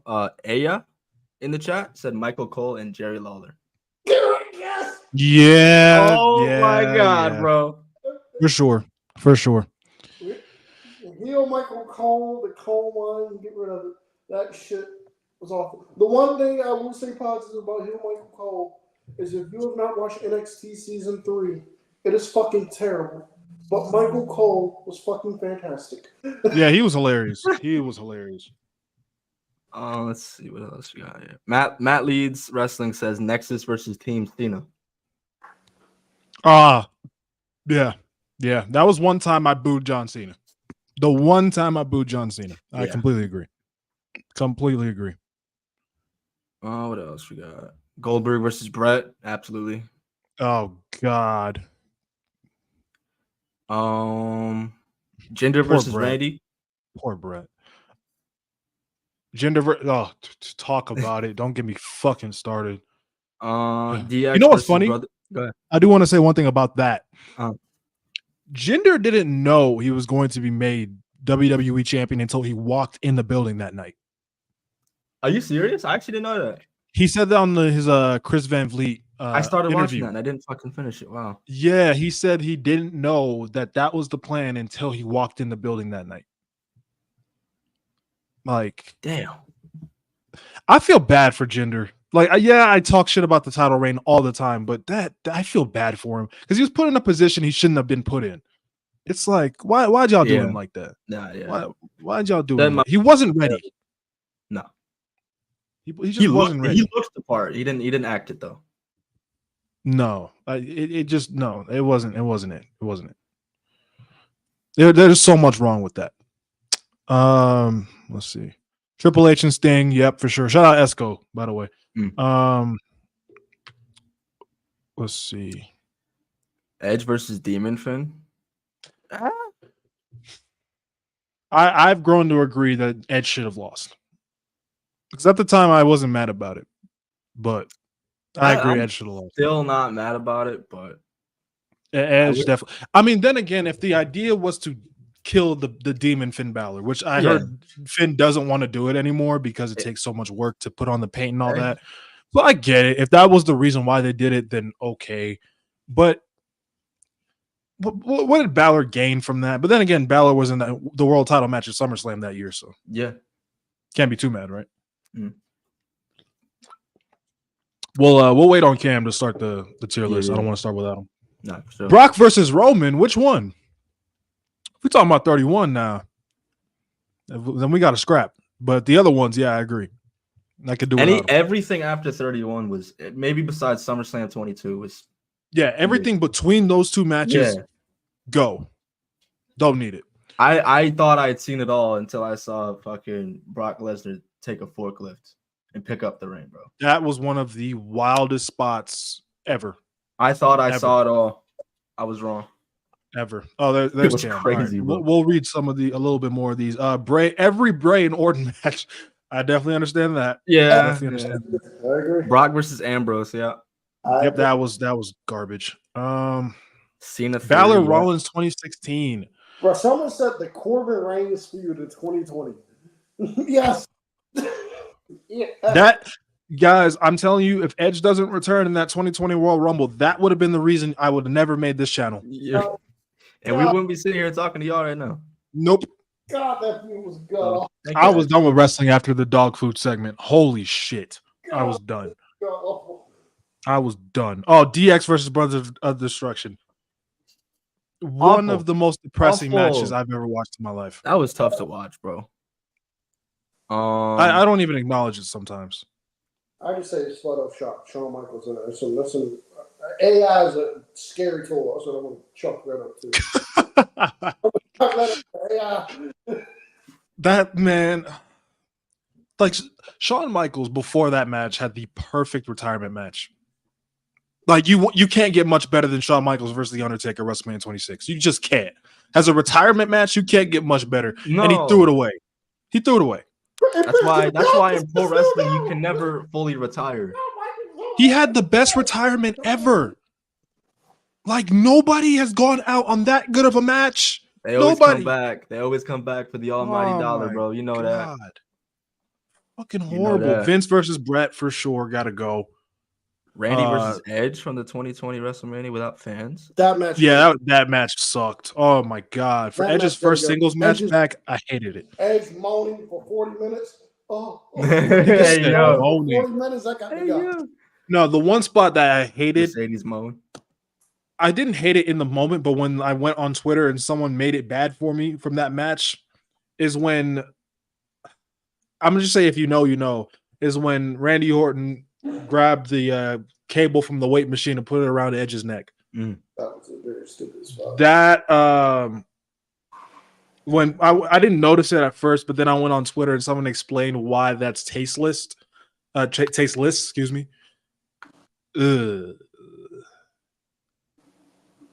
That made me sour on that. I was like, ugh, God. Okay. Spot. That was a very dumbass spot. All right, Mo. It's the Backlash. Y'all ready? Let's do this. Let's do it. Let's do the damn thing, man. Yes, Reigns versus Joe at Backlash 2018. And guess what? We'll be talking about that show. That shit was garbage. Hey, you guys going without me. I gotta pick something up. All right. Fuck it.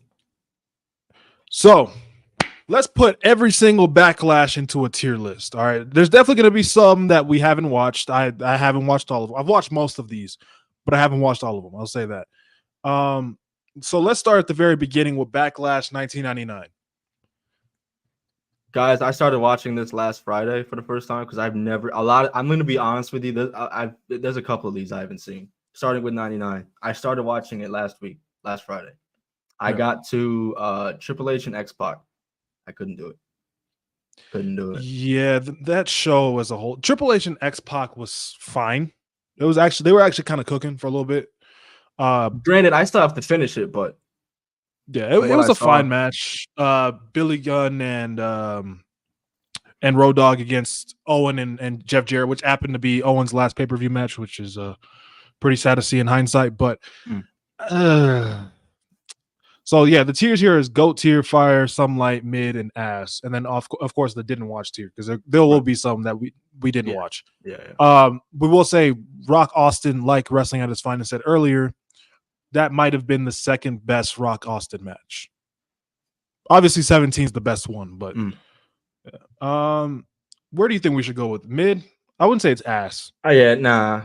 Yeah. I think Mid or Some Light. Yeah, probably Mid. Mid, yeah. Top of mid. Because the main event was fantastic. Backlash 2000. I think we can vouch for Cam here, of course. Backlash 2000's like top tier matches ever. Top tier pay-per-views ever. Like from top to bottom, I enjoyed that show completely. The main event is one of the best main events in WWE history with Rock and Triple H. The return of Austin after Rock had been getting screwed the entire match. Dude. Holy shit. Yeah, no question about it. Holy fuck, it's been a while. Yeah, no question about it. This is GOAT tier. 100% GOAT tier. Backlash 2000 we just did. You want to talk about that one real quick? Right. That one of the best. That should have been WrestleMania 2000. Exactly. It's basically what WrestleMania 2000 should have been. That's exactly how the best I could describe it. WrestleMania 2000 was fucking garbage. Awful. Right. I find it ironic how 2000 is the best year WWE creative has ever had, but WrestleMania that year was so bad. I just find that ironic. It's kind of funny. Most WrestleManias from the Attitude Era weren't very good. 13's bad. If you count 97 as the Attitude Era, 13's bad. 14's okay. 15 sucks. 16 sucks, and then 17's a GOAT. So I mean, bro, I don't understand how that year was like the best year they've ever had. And like, if you go back to like 2000s WWE, outside of WrestleMania, those pay-per-views were killing. War Rumble 2000, fantastic show. Backlash, fantastic. No Way Out, great. No Way Out, great. SummerSlam, great. SummerSlam 2000, so good. SummerSlam, great. Judgment Day, great. Like, Fully Loaded is one of the most Fully Loaded 2000 is one of the most underrated pay-per-views of all time. I stand on that. So good. Backlash 2001. I only watched the main event. I don't remember shit else from this show. I didn't watch it. I didn't watch it. I haven't seen it. Yeah, I can't judge something like that. Backlash 02. I'll put it in mid. Yeah, Hogan Triple H pissed me off. I ain't gonna lie, bro. And I would piss Esco off. So yeah, for those who don't know, Esco's favorite wrestler of all time is Triple H. He's a Triple H glazer. But I made a video on TikTok of the best Triple H matches of all time. This dude is super underrated in ring. I'm not gonna lie. Top 10 all time, folks. For sure. Backlash 03. I only watched Brock. I didn't watch it. I'll put it in mid. Mid. Okay. At least one of us can vouch for it. Backlash 04 is going in one of the top 3 tiers. Fire. Yeah, it has to. Backlash 04 is fantastic, bro. Yep. Backlash 04, like the two matches I just remember for the most puts it in fire. Randy Orton and Mick Foley in one of that match, in my opinion, made Randy Orton as a main event guy. That match made Randy Orton. Mick Foley did, in my opinion, did more for Randy Orton than Triple H did with Evolution. Like, I'm just going to keep it a buck. I think Mick Foley did more for Randy Orton in that one match than Triple H did with Evolution. And also the main event, Benoit, Michaels, and Michaels, Triple H, a rematch in WrestleMania 20. That, it's not better than the 20 match, but it's on par with it. That match is fantastic. The crowd going nuts there in Canada.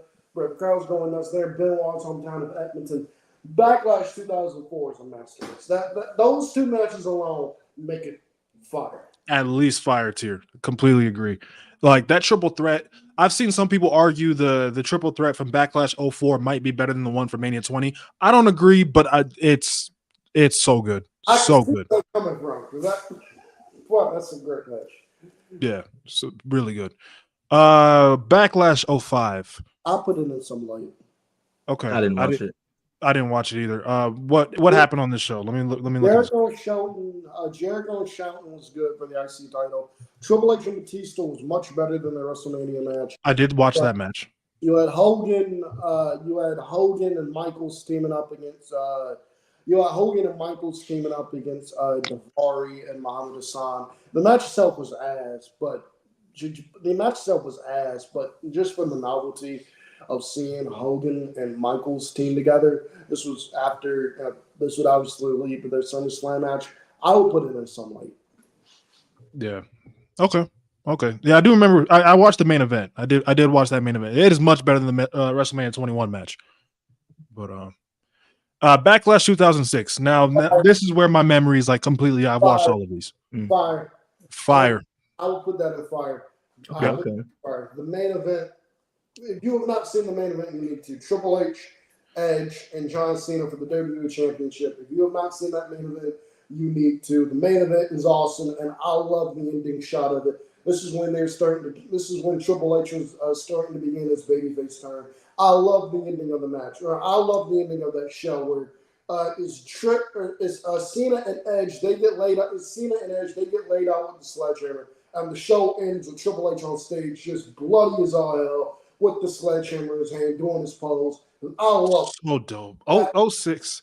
Like, bro, I'm sorry. Y'all can fight me on this. My favorite Triple H will always be like later Ruthless Aggression into early PG era. That will forever be my favorite version of Triple H. Maybe because I grew up with that. That might be why, but I love babyface Triple H personally. But this is also the show where they had Shawn Michaels and God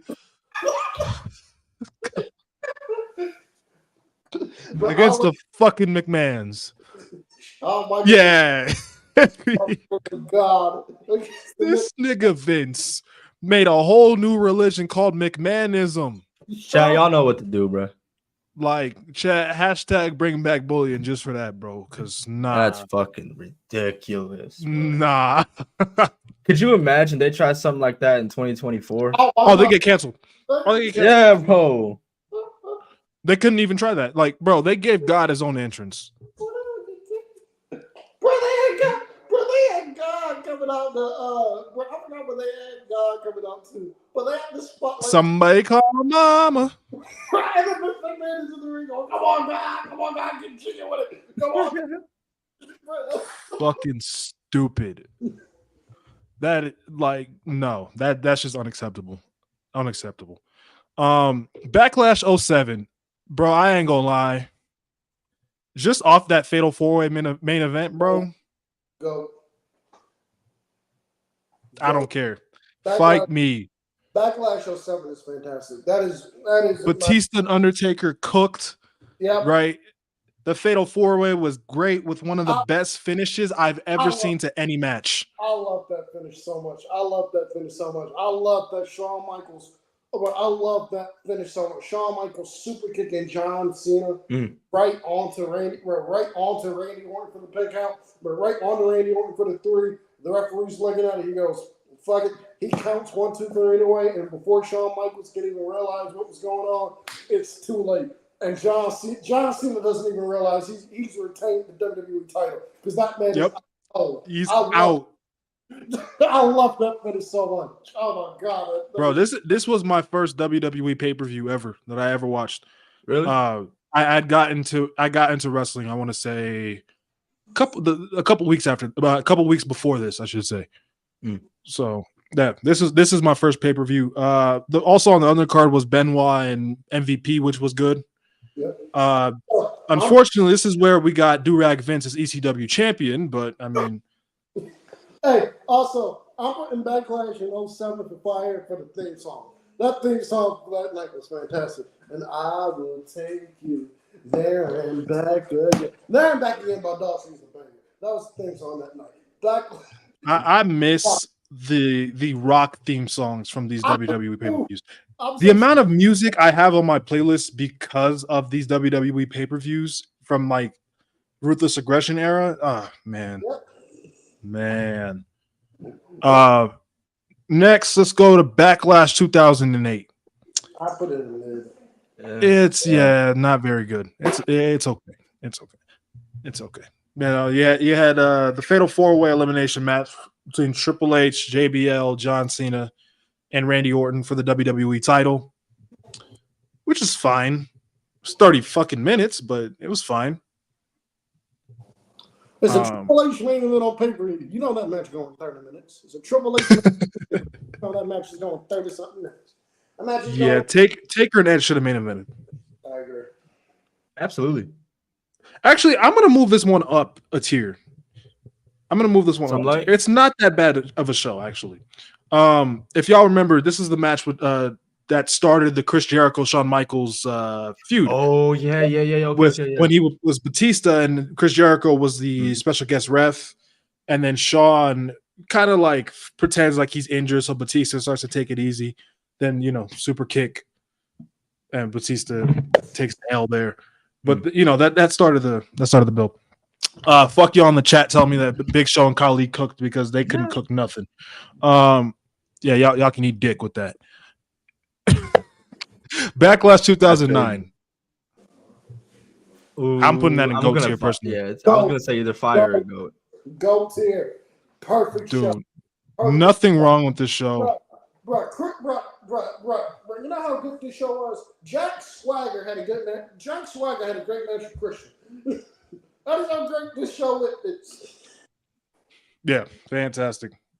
Edge and Cena, their last match, so good. Jericho and Steamboat was fantastic. Like, this is the best Matt and Jeff Hardy match ever. Yep. The one thing I hate about this show, I hate the stipulation in the 6-man tag team match. And Randy Orton pins Triple H, or if Randy Orton pins any member of the opposing team, he walks up WWE champion. I hate that. No, they had it so it was like if Triple H loses under any circumstances, and whether it was pinned, submitted, disqualified, or counted out, Randy Orton would walk out WWE champion. Which, why? Like, they did that to themselves at WrestleMania 25 as well. They put themselves in the stupid corner with these bad stipulations. It's like, why though? I hated that Randy Orton in 2009 was presented as such a chicken shit heel. The man would get disqualified on purpose. Like, I hate it so much. Yeah, it's stupid. All right, so yeah, that's still going to GOAT tier for me personally.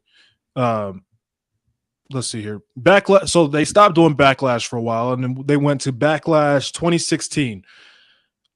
Do we put this I gotta in go GOAT? GOAT. I would. Okay, I understand why. It is very good. Ambrose and AJ is fantastic. Becky Lynch gets her moment. Miz and Ziggler, bro. Miz and Ziggler was really good. Cooked. Backlash is great. Yep. I do hate the Kane and Bray Wyatt thing. That was stupid. Yeah, I wasn't with that at all. Just stupid as fuck. But outside of that, very good show. Was that how we got Luke Harper reintroduced though? I think we got. That was No Mercy. That was No Mercy. Oh, we're okay. No Mercy. Yep. But yeah, Backlash 2016, very good show. This is we were talking about it before we got live on here.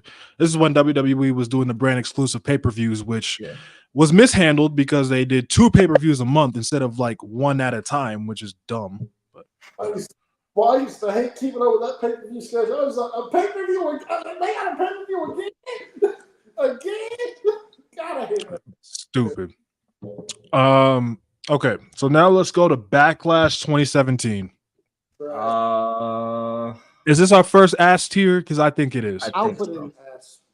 Yeah. It is fucking awful from top to bottom. 2017 as a whole was awful from top to bottom. I like what Raw. I liked Raw. SmackDown 2017 was terrible. Raw 2017 was not bad. Like, you had Ziggler Nakamura. I remember that.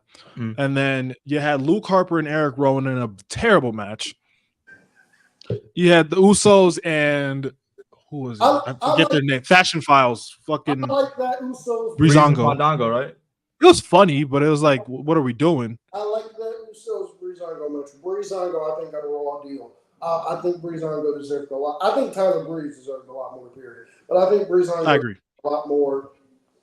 I think they deserved a lot more. I think they should have been handled better on their house because they were over. They were over. What's it called? And then you had this 6-woman tag match: Charlotte, Becky, Naomi against what were they calling themselves? The Welcoming Committee. Oh my fucking god, garbage. Terrible. Ass. Jinder Mahal winning the WWE championship. Ass.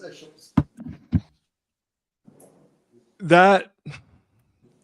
So when they put the belt on Jinder, I'm gonna try to keep this brief.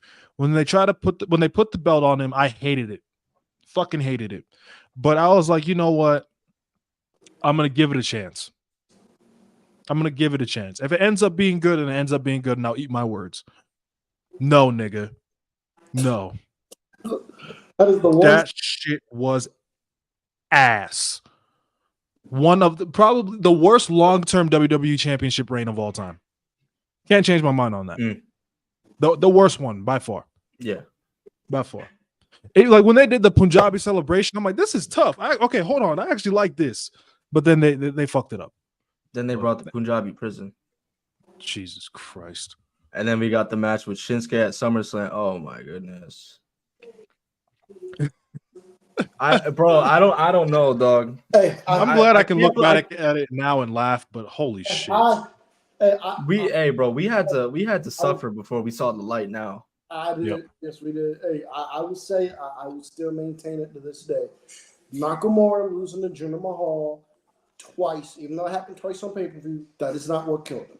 Nakamura losing 4 straight times on pay-per-view to AJ Styles is what killed Nakamura. Agreed. Agreed. Ridiculous, bro. Because he won the Royal Rumble after the Jinder feud. I'm not tripping about that. I think he should have beat Jinder, but he won the Royal Rumble. And he was still over. Like, so I'm not too mad at. I'm not, like, wrong decision, but I'm not too upset about it. But yeah, the fuck Backlash 2017, awful. But here's the thing: we don't get much better because now we're at Backlash 2018, which is legit one of the worst WWE pay-per-views of all time. Honestly, it might even deserve its own tier. Legit. Here's the thing, right? They peaked with the opening match. Rollins and Miz is fantastic. You know what's crazy? This is the first time. Like I've walked away from a WWE pay-per-view mad. I've walked away from it sad, happy, obviously, right?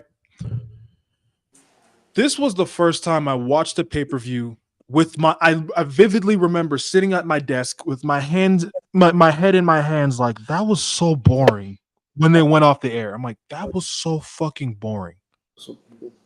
Bro, I think I saw something. Fans were legitimately leaving during the main event. Beat the traffic chants were happening during Joe and Reigns, which is why I maintain no matter how niggas felt about Roman Reigns in 2018, Roman Reigns should have won at WrestleMania 34. Because if they had the match Joe and Reigns at Backlash for the Universal title, people would have cared more. People would have definitely cared more. but ended up being one of the worst main events in WWE history. Hardy and Orton was mid. Carmella losing. Carmella and Charlotte was god awful. Oh my god, bro. All I remember from the match is Carmella screaming the entire match. That's all I remember. That shit was bad. God, that shit was bad. That shit was very. That was very bad. Charlotte was very, very bad. Such an awful match. Like, what the fuck happened? Oh my god! Like that show. And then don't get me started with Styles and Nakamura. How they ended that bullshit. They just kicked each other in the penis, and it was over. I sat there like, are you kidding me? Bro, 2018 and 2019, more particularly 2019 WWE, that might be the worst era I have ever sat through. As a fan, it is.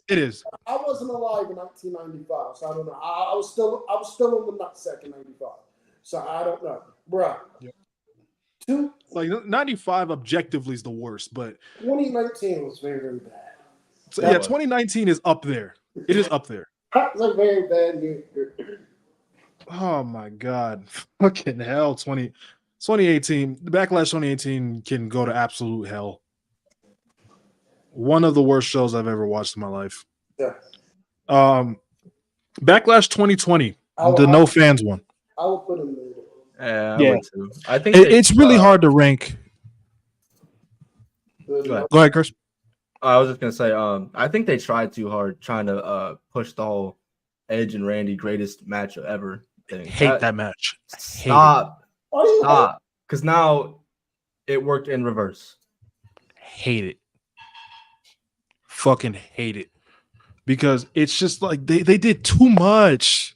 Just let them niggas wrestle, bro. Yeah. Like, oh my god, bro. What are we doing? Why do we need Charles Robinson in the old ref shirt? The fake Howard Finkel voiceover, like, no, bro, you're doing too much. Like, I get it. They were trying to give us something to pay tribute to wrestling, kind of, but like, no, nigga, you're doing too much. Bruh. We might have to put Backlash 2020 in the ass tier. You know why?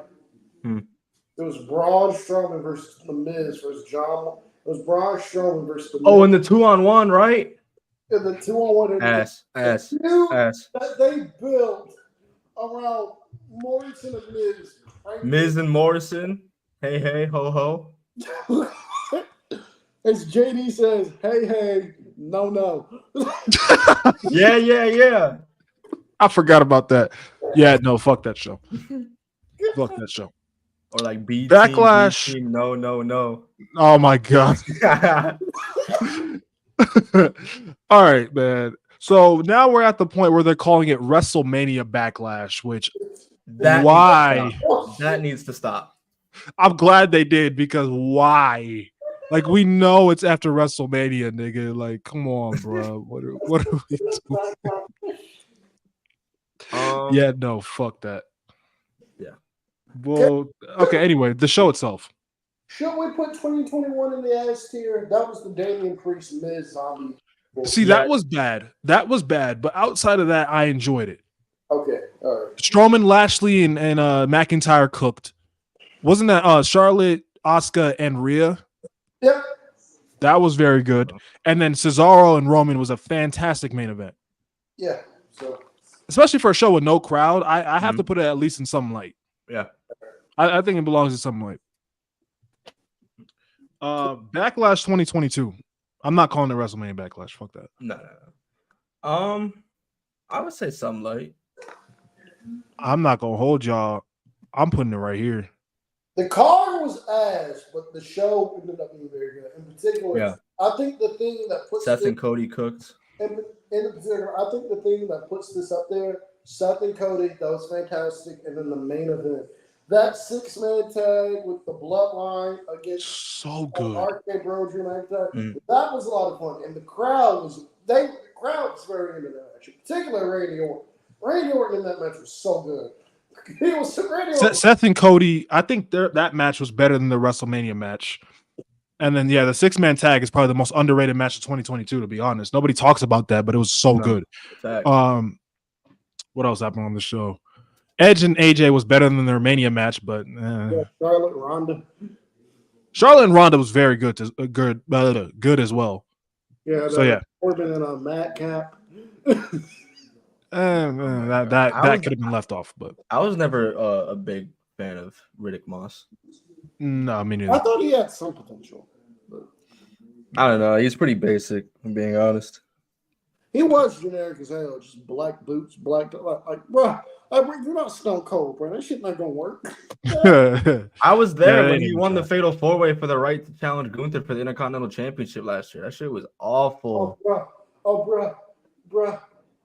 I saw something on that made me cringe. 2022, up until Vince McMahon got up out of that, was bad. I'm gonna tell y'all why. There's a main event on SmackDown, a Fatal 4-Way main event on SmackDown. Can you guys want to guess the participants in that 4-Way, that main event of SmackDown? I think I remember. It was Ezekiel. Yep. Madcap. Yep. The Miz. Yep. And I can't think of the last one. Happy Corbin. Corbin, motherfucker. Get the sign. Get the sign. That was the main event of SmackDown. Fuck no. Garbage. What are we doing? That was the main event. What are we doing? I'm so happy this man got packed up. Well, for many reasons, garbage, yes. Bro. For many reasons, I'm glad he got packed up. Oh, yeah. Oh, yeah. SmackDown, my God. For many reasons, I'm glad he got packed up. All right, and the last one last year, Backlash 2023. I don't think this is a discussion that goes and goes here. Fantastic. One of my favorite shows, period, from WWE ever. I agree. Fantastic crowd. Damian Bunny and Brett.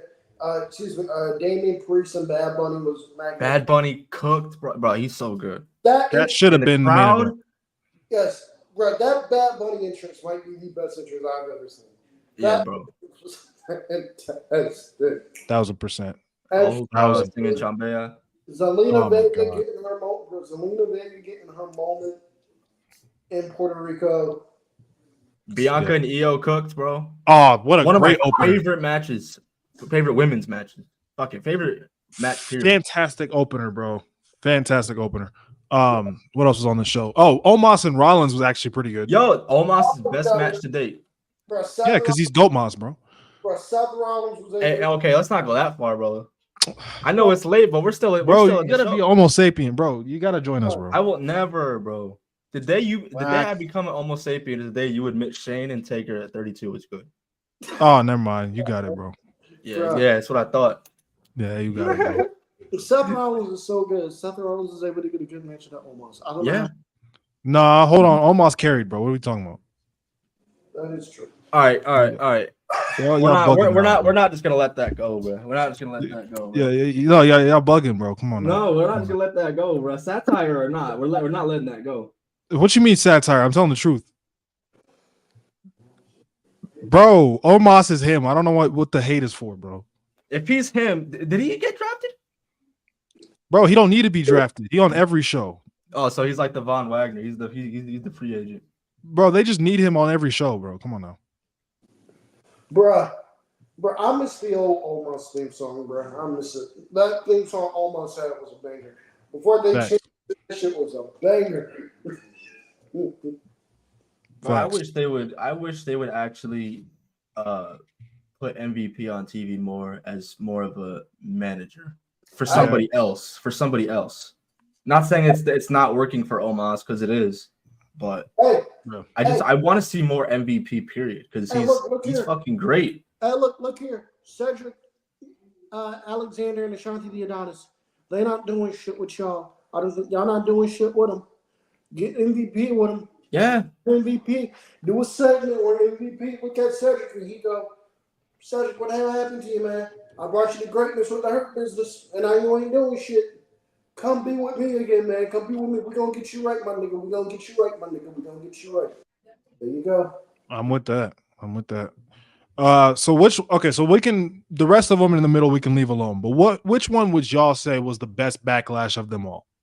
2000. Best? 2000. From what I've seen, I would say 23 is up there. I would for say me. it's either 23 or 16 for me. It's really Okay. tough because I loved both shows.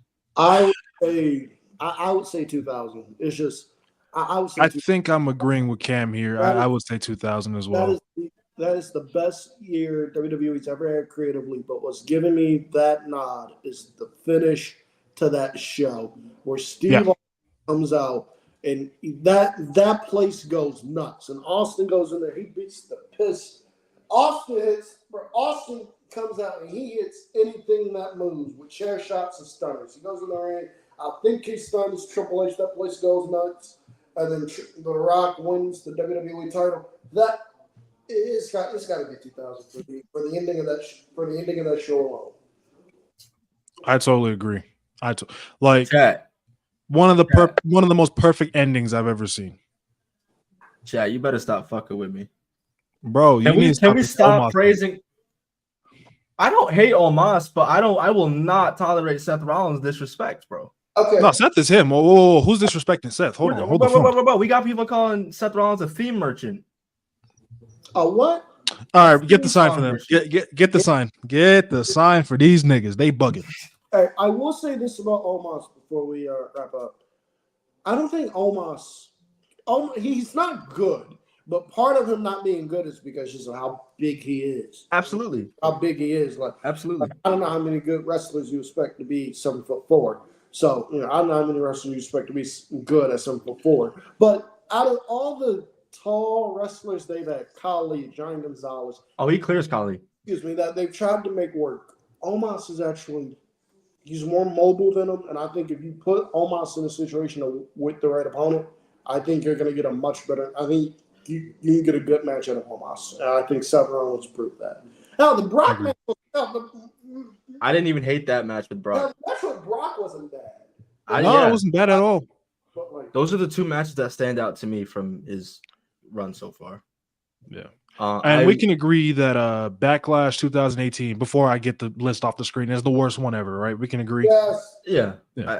Bro, I could die tomorrow and I will be fine never watching that shit again. Anything on that show. I will not. Hey, before we log off, I just gotta say this. It is 104 to 84 with 8 minutes left to go in the fourth quarter. If we blow a 20-point lead, I'm gonna be mad. Get the Bucks up out of here. The Bucks are gone. Giannis, Dame, get them up out of here. It ain't gonna be Dame time. It ain't Dame time no more. It's Hallie time. That man's never winning a ring. Yeah. This is the only time I've ever heard Cam hate on the Bucks, bro. That man ain't never winning the ring. I will hate on the Bucks, bro. I will hate on them. And I hope they build TJ McConnell a statue outside of Indiana. That man got 20. That man got 20 in this blowout win we get. Give TJ McConnell a statue, man. Thanks. Real quick, before we log off, I do want to make an announcement for next week's show. We will do a quick, little review of Backlash 2024. But also, the main point of next week's show, Esco and I have had this huge disagreement on The Undertaker as an in-ring performer. Esco believes that The Undertaker is not very good in-ring, which I vehemently disagree with. So what we'll do next week is we'll have a whole debate show between Esco and I. Cam and Khris will find a judge for that. And hopefully Lewis is here as well. And we will discuss this because I think that is in a very asinine take, but that's just me. But we'll get to it next week. All right. That's it for episode 25. Guys, you got anything else to say? Follow me on hold on, Khris. Follow me on Twitter at Cam71101. Shout out to Corey Bullock, who got drafted, who was a legitimate friend of mine from college. He got drafted by the Baltimore Ravens. Shout out to he got drafted by the Baltimore Ravens. Shout out to him. Shout out to him. Hell yeah. Shout out to him. That offensive line. Shout out to him. And he gonna be great on the Ravens online. Also, shout out to my homie Brandon Corden, who has a tryout with the New York Jets. And he has a tryout with the New York Jets. So hopefully he makes it. I'm rooting for them. Also, check out bodyslam.net. Also, check out bodyslam.net's YouTube channel tonight and watch my homie Burt Macklin. If you care about TNA, check him out. And finally, check out the Big Fake Phil channel and check out Chopping It Up with me, Esco, and Joseph, if that interests y'all. Hell yeah, man. Hell yeah. Khris, you got anything? Yeah, just come pop out this Saturday, Backlash, watch along. Obviously, we can't actually show the show, but don't come in here asking for that. We'll get everybody synced up. We'll make sure everybody's at the same part. It's gonna be chill. We're gonna have a good time. We're gonna talk some wrestling. You get to see our in real time reactions to what happens. Yes, and sir. Yes, sir. Anybody who may be watching, if you're gonna be at Raw this Monday, I'm gonna be there. So get at your boy. Get at your boy. Hell yeah. Hell yeah. As always, bring back Bully. Yes, of course. And make sure to like the live, everybody, before we get out of here. And episode 25, man. We've come a long way. We've come a long way. Yes, sir. Especially in the quality of the show. I'll say that. It's only up from here, dog. Facts. Hey, one day maybe we'll do it in person. Hell yeah. Hey, well, that's the goal, to meet up in person. Yes. Peace. Much love, everybody.